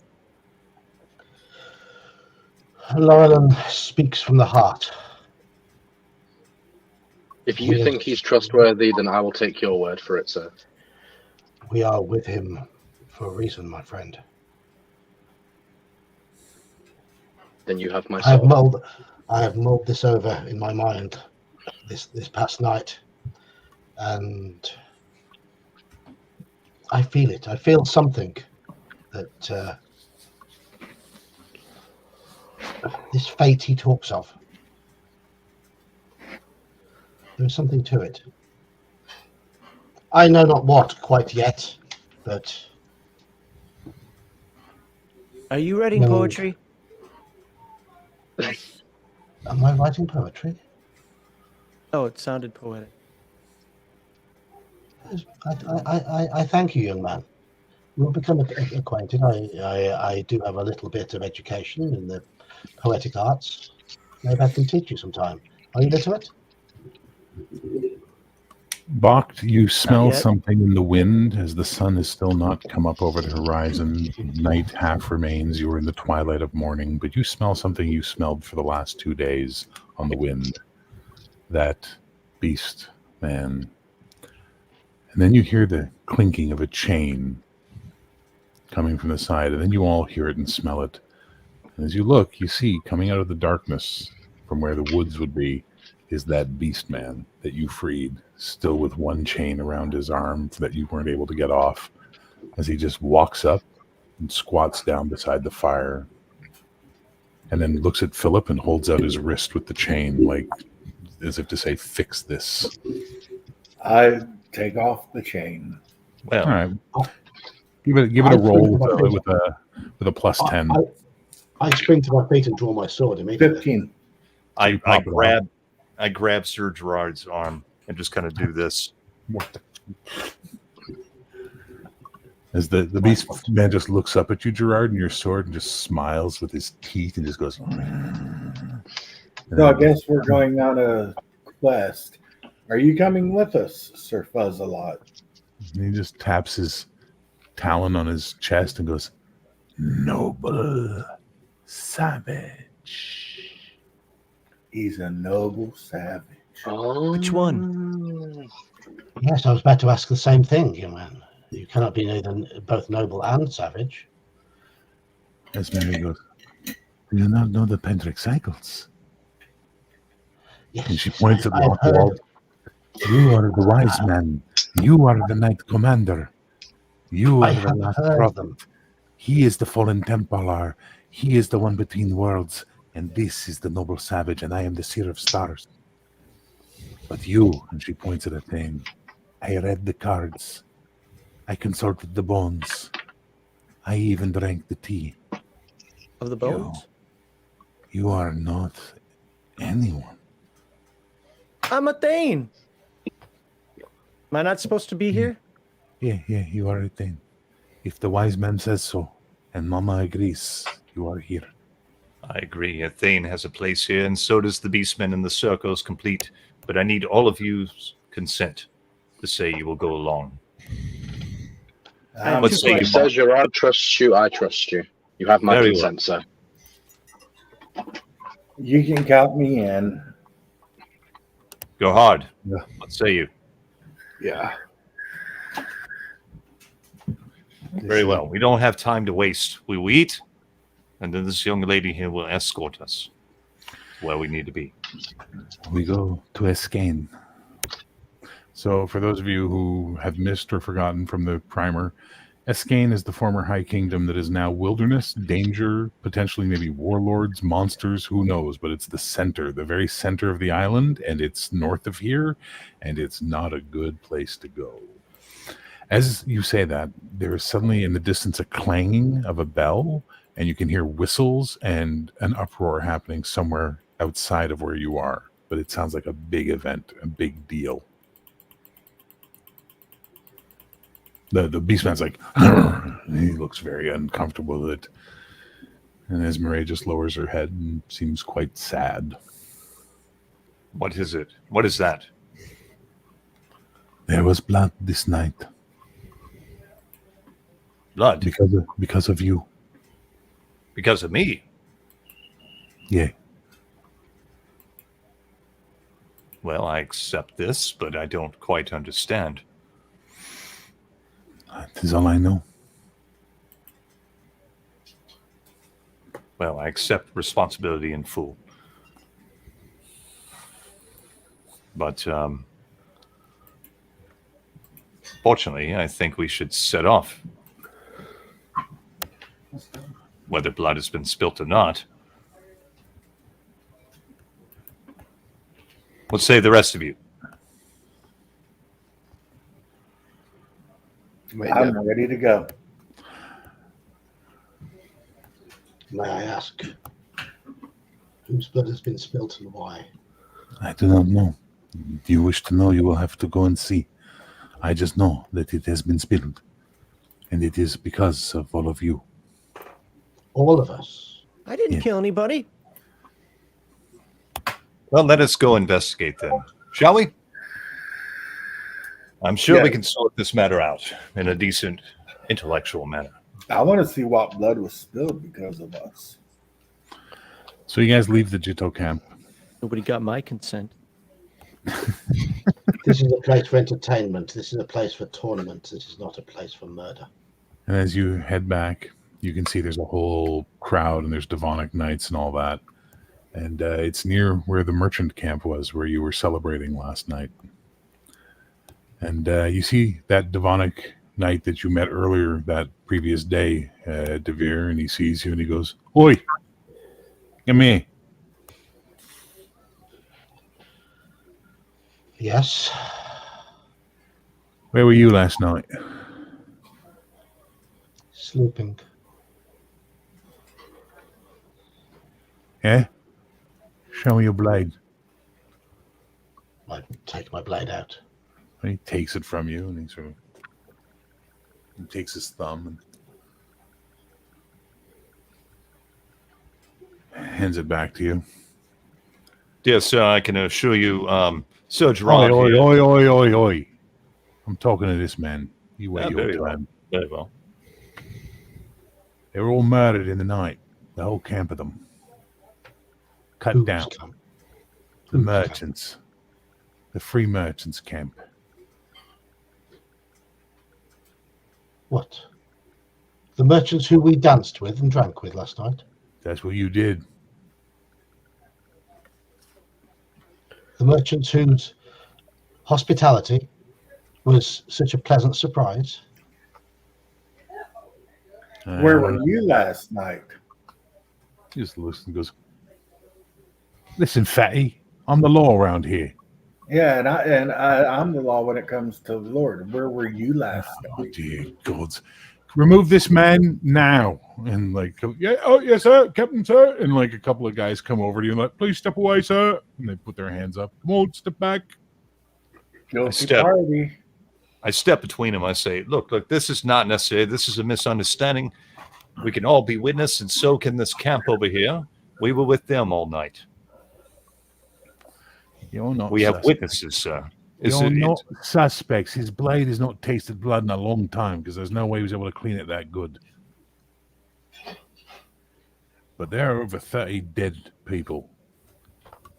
Over And what? there are some new people being crucified outside the camp, including that tall Athasian girl. Pardon? Well, this seems like the bigger crime to me. That Do you say being crucified? You see that line? That's where my authority ends with this stuff. This all happened off grounds. I can't do nothing about it, much as I'd like to. well, I think what you are implying here is that maybe you would like someone else to step in and do something about it. Oh, no, nothing have about no that. right. All I know is that, move along. Nothing to see here. Move along. They have no right to crucify a noble woman. Move along. Nothing to see here, sir. Move along. Labrie. They make a path and an opening for you to pass that is going to walk you right by the crime scene on top of it all. Yeah, I bow and I say, Sir Gerard, I feel that we should bring some justice here, don't you? Oh, absolutely. I think Sir Sir Yeah. Gerard, it looks Take- like they're about to execute an innocent. Hey, we're you're not, right. They're going we're to not the law. They're going to crucify. They are not the law. the girl. We better uncrucify her. We cannot allow this to happen. Yeah, so I start leading the way. I just start walking down the path right towards this commotion. You have a beast man with you? People make a wide fucking hole. Like they make a big space for you. But as you're walking with intent and purpose towards the Ostrati camp, where you can see the crosses have not been burned since the people didn't get a chance to burn them, and you can hear the hammering and the screams of people being nailed to wood. Esmeralda whispers in your ear, Lockwald, this is the enemy's effort to delay us. This is a trap. You've seen something, I assume. Of course, I do not advise you without the stars. And she says nothing more. Trap or not, we cannot let innocents die in vain. For the want of one, all will die. I understand. I lean can- over apprehensively towards the wolf, towards the wolf beast, and say, "Do you want to go in there first?" He just looks at you and just keeps walking. Who taught you the honor of the battlefield, young Ishmatar? Hey, the wolf beast is way more versed in the ways of what we would call a wild battle. We are more of the honorary one-on-one type. Our banners are to lead when it is right.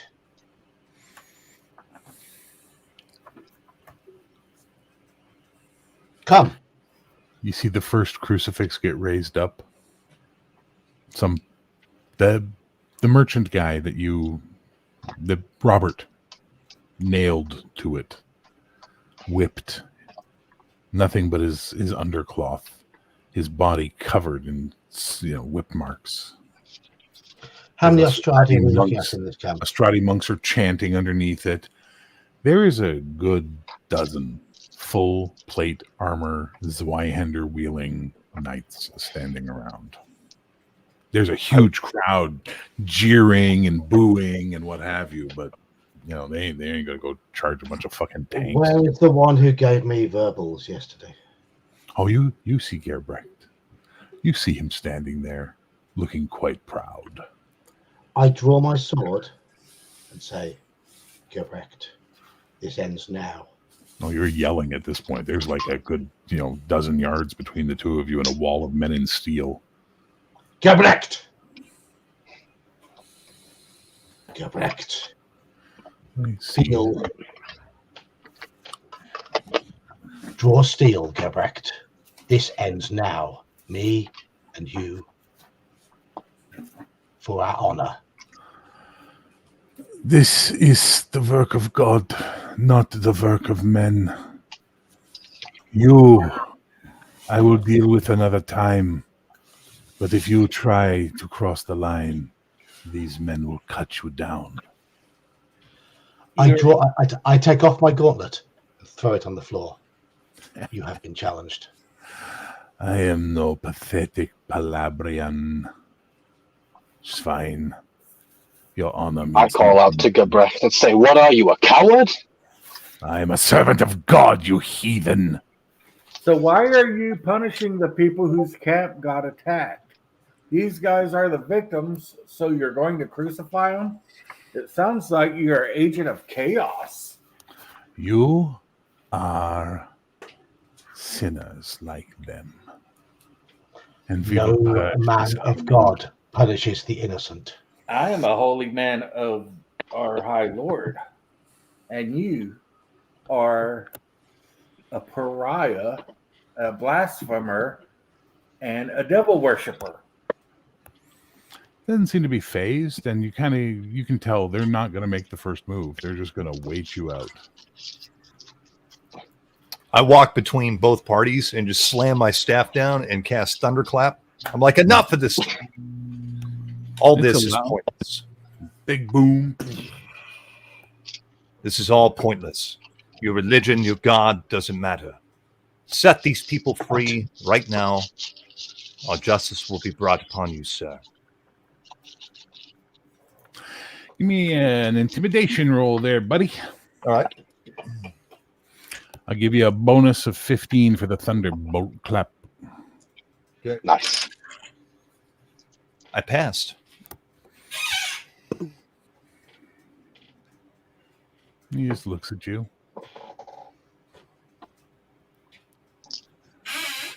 Give them the ones that live.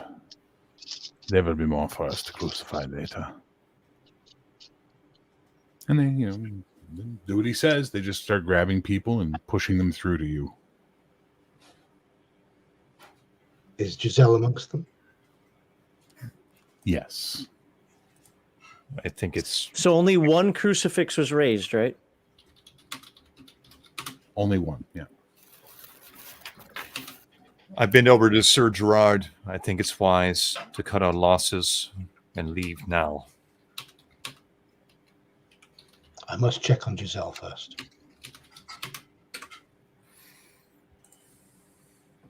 Very well. So she's not unharmed, but not harmed. My lady, you did not deserve this treatment.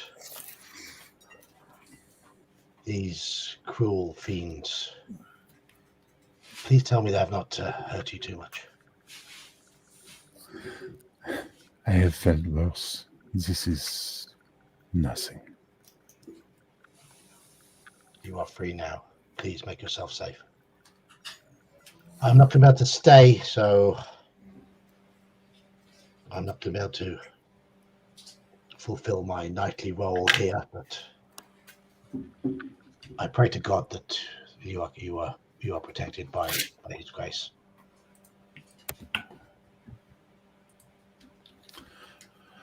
I believe my home calls to me. I will go home. A wise choice. Go with God. I always do. And I take out, for the first time, my Catholic symbol. Hold it, grip it in my hand, and just kiss it lightly. Place it back under my tunic. Okay.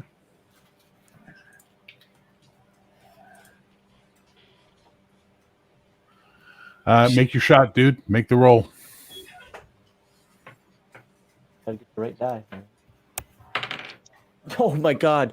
I can't move my camera, but I did get a natural 20. So I'll pick it up with as little movement as possible. I trust you, man. I trust you. AEthain strings his bow, takes an arrow, and basically puts it right into Robert's heart as he's on that cross, nailed to the wood, removing and relieving him of his suffering. Nice shot. The Gerbrecht just looks at you and goes, "You've won for today, but we will meet again." Good will always triumph. Yeah! I look forward to it.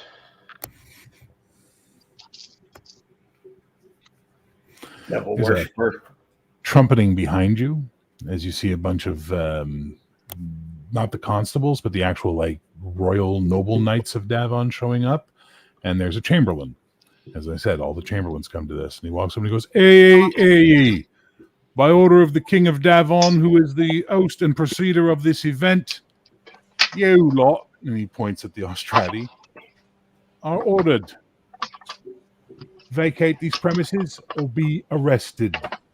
Huge cheer goes up from the crowd as you're sort of standing there. You realize people are cheering at you as well because they've seen you stand up to these essential steel-plated bullies.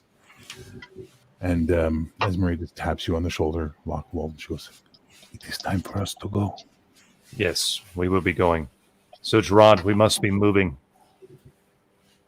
Yes, come, men and woman and beast.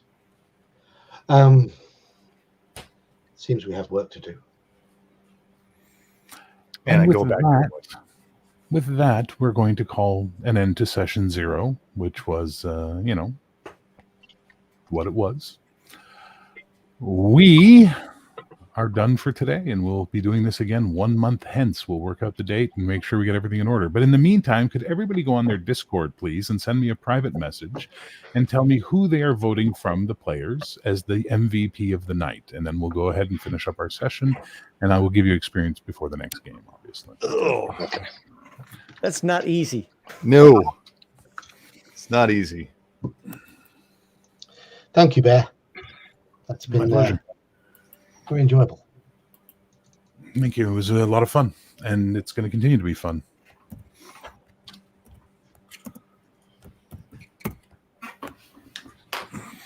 I guess I should open my Discord, huh? I sent you a message on Discord. All right, I got 1. I got 2. What the hell was that? Who just died? That was me. I'm trying to decide. It was a sigh. Malaki, you bastard. That was funny. Yeah, he was getting you fucked up. I I'm cast my sitting vote there back. trying to be all serious, and he's all like, "If Hungar is our freaking moral compass, we're screwed." I know, I was thinking that too. I was like, I'm like, "You son of a Missing bitch." one vote. There were so many comments I kept to myself. And Yeah. honestly, I would not have laughed if you guys hadn't laughed, and then I lost it, man. Dear Like, God. That was right. hilarious. The votes are in. Cody, who'd you vote for and why? It was really tough.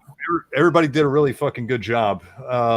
But I voted for Sir Gerard everybody role played really well, but Sir Gerard, like, he added a lot of depth and details to the role playing that really, really intrigued me and really brought me into his character. So for that, he just went up just a little bit on my scale. So I gave him the MVP. All righty. And what was your favorite moment? Favorite moments? Hard to say. There were a lot of favorite moments. I think actually my favorite moment was waking up AEthain from his deflowering. Yeah. Hard agree on that one. All right, fair enough. All right, Mr. Yield Geek, who did you vote for and why? As I've said a few times in last week, we play role-playing games to have fun. It was very, very close for me, but I had to go for Max because quite simply, I thought you role-played your young, innocent peasant archer superbly, and you made us laugh, and that's what we're here to do. In character, he made us laugh. His character's actions, not by making jokes, but by playing his character. I agree with you on that. Yeah. And what was your favorite moment, Mr. DeVere? Oh, favorite moment? I think it's got to be that quip. It's got to be Max's quip that set us all off. That just set. I'm never going to live that dirty down. mind. Fair enough. It's on the All right, internet Max. forever now. Who'd you vote for and why, Max? Man, this was tough. It was really, really tough. I mean that. I ended up putting Cody just a touch over the edge. And my reason being is just comes to the experience I've had in gaming, where between him and Sir Gerard, in a lot of the groups I've been in, there'd be a fight. Or, well, I don't know why you have me grouped with this guy, whatever. But the way those two role played together, I thought was absolutely fantastic. Both having those doubts, both having those character traits that are at odds, but also say, you know what? We need to do this. And they did it. And I just put, because Cody took charge of the group, probably as intended, but I just thought he did a really damn good job of that. But it was really hard for me to decide between you two guys. If I can vote for both of you, I would. What was your favorite moment, sir? There were actually a lot. I honestly, the entire ambiance of this, I liked. I liked the fact that I could visualize it. I want to say it was your little German Nazi crucifixion guy. There's something about him and the way you utilized him as not a two-dimensional character. I mean, sure, toward the end, I could kind of predict what he was going to say, but he wasn't just like, okay, let's take the fight. No, I liked the interactions with him. Okay, cool. Hungar, who'd you vote for and why? I voted for Max for the sole purpose that he made us laugh in character. It was his character's role playing that brought entertainment and like a comedic innocence to the game. It's like he played this little, peasant archer very, very well. And we were laughing and we were having fun in the game, but it was in the game. It wasn't people telling jokes at the table, which is what I look for in a role-playing game. Okay. And what was your favorite moment, sir? When Cody woke him up and said, well, I didn't want to, make it seem like you didn't have the stamina. That was great. Or I had two favorite moments where when Kirby asked me if I could perform weddings. Yeah, that was awesome. That was so good. that was just that was great. I'm like, it threw me for a loop for a second. I'm there, oh, can you perform weddings? I'm like, what the hell? All right, fair enough. I think I'm in love. Malachi, who'd you vote for and why? I voted for Yield Geek. Just he could have gone the wrong route with everything, but he went perfectly, and he did it what his character would do. Okay, cool. And what was your favorite moment? Oh man. Oh, that's hard. I mean, the whole session was great. Just the atmosphere, the setting came alive. All right, fair. Young Master Iman, our rookie, who did you vote for and why? I voted for Sir Gerard de Vere because the way that he role-played his character, it kind of helped me, but not just that. It's the fact that he went so fine-tuned with it that every single time someone said anything even slightly out of line, he's like, "Excuse me?" You notice he started to Or drop every that off a time- little bit, eh? As he went Or along. every time Laurie Sorry, Len touched him on the shoulder or something. Yeah, yeah. That is slightly to blame. Fair enough. I thought it was character progression. What was your favorite moment? But no, it is meant to be. Yeah. I do want to say that, you know, obviously is AEthain's bit of deflowering, but everyone said that basically. So I want to say the second favorite moment is when Laurelin tried to cast tongues in the trailer and it didn't work, and he's like, "This bitch has words." I apologize for being vulgar with my magic. Yeah, no, it was good. It was very good. Well, Mr. DeVere, you have won the MVP for the night. So when I give it XP, you get a 10% bonus, sir. So, thank you. I want to say something to all of you.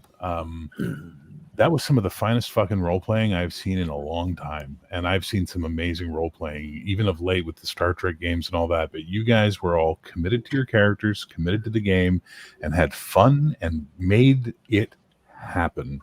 And I want to point out a very special mention to the novice below, because, man, if I didn't know you had never played before, I would never have guessed that you were an amateur player and hadn't been playing for ages at this point. Okay, can I switch my vote? He's a novice.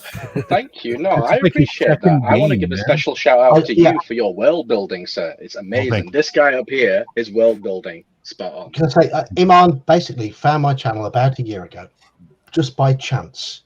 He was Googling the Warlock of Firetop Mountain, and I happened to be reading it at the time. And he found one of my live streams while I was reading it and just joined in the chat. A few months later, he was playing a little bit of OSE with us. So not a complete novice, about 8 months. Yeah. 8 months on and off. You've not been able to play every week, but now you're playing Call of Cthulhu with us, Yes. which has been great. You've played a little bit of OSE with us, but in terms of what we've played, it's nothing. So fair play to you. Fair play for getting out here. Thank you very much. I appreciate that. It does Yeah, mean a yeah, lot. yeah, I was yeah. sort of worried that I was sort of ruining the immersion a bit, but I'm Not at all. trying to No. sort of. Nah, dude, I thought that you were like a super experienced role player. I'm like Oh, flabbergasted. come on, guys. No, You're being seriously. too nice. No, Come No, on. no, seriously, Iman. Oh, yeah. I played Iman, with people I who've been would- playing for years who were not as good as you were tonight. Absolutely. I mean, I'm good. Yeah, I'm rusty. It's been a while since I've been a player. I've run a lot more than I played recently. Shut up, Yeah, Malachi. yeah. I loved what you did with your character tonight. He was quiet. He was intense. Mm. When he spoke, it was with purpose. Like, dude, that was awesome Yeah. shit. Thank you. I was like, this guy could have been a wordy bitch, but you chose a different tact for him. And I was like, and when Cody was grilling you about what you did wrong, and you're like, I just told him what we're doing wasn't And you right. know what? You know, it's Actually, like, when you were oh, introducing it my felt so character, good, man. Good job. when you were introducing my Amazing character, job.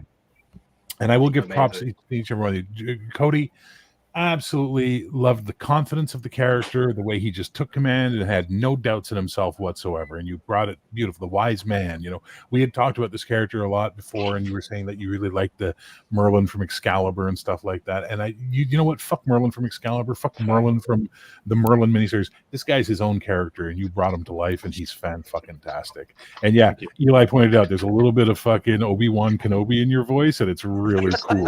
Hello there. But great stuff. John absolutely blew me away. Well deserved getting the vote tonight, because, sir, your commitment to that character's nobility and preconceptions was fucking fantastic. But the fact that you were like, there's something about this man, I don't know why I'm drawn to him, that kept you going. You could have easily made it impossible to get you into the adventure, but instead you went with it, but kept it in character. Beautiful stuff. Max, buddy. Someone in the comments said, reminds me of Radar from Max. saw that. Yes, Yeah. dude. That was Yeah. good. You got that I laughed really when I saw that. chill thing going on. So it's I really wanted to cool. get him an E-High Peach. And yeah.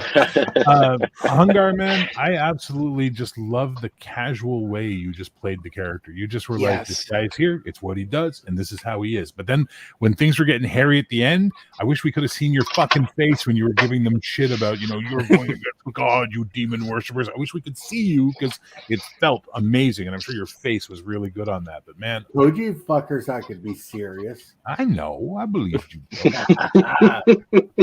Now I'm talking to all the people in the audience who didn't believe it. Well, you all did a great job, and I'm absolutely fucking over the moon at how good this went, and I can't wait a month for the next one, but I guess I'll have to. Everybody in the audience, thank you so much for joining us tonight. Thank you so much for hanging out. And if you want to go on any of our things and tell us who your MVP was in the comments section, what your favorite moment was, please do, because that stuff keeps us going. We're going to do this again in a month from now. And yeah, I'll have a better grasp of the Palladium rules by then, but whatever. Rules are just there. They don't matter. Me too, hopefully. So, for me, that's what mattered more, was that we all had a really, really good time. And I think I had a blast. I think you guys had a blast. Yeah. And for the most part, I think the people watching had a good time. Those who were, not just being snarky fucks. And it was great. So I enjoyed it very much. And that was when Hungar called somebody else an agent of chaos. Yes, Malachi. Fair, you kept the game moving, and that was the most important part. Yes. But you also let us have time to roleplay. Yeah. That balance there. Yes. I want to give a special shout out to everyone for being so patient with me. Thank you all. Oh yeah. I'm more saying about Bear's Grasp for the rules. He kept the game moving, which was the important part. You can get the rules later. Yeah, rules don't matter, man. They're just there. The game ran smoothly. I feel like we all had the chance to do and say and role play how we wanted to end the game without there being any lag in the storytelling itself. It seemed like it all meshed together very, very well. I thought there was a great balance between seriousness and fun.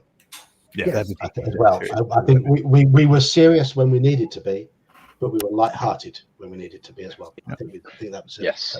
And more important than anything else, bought in as players for your characters, and that's what I couldn't have run this as remotely well if you guys hadn't been playing at your fucking A game. So I had to bring my shit up because you guys were doing so well. So that was some awesome shit, guys. Thank you so much. I really enjoyed that. I have to bring my shit up because I don't want to let you guys down.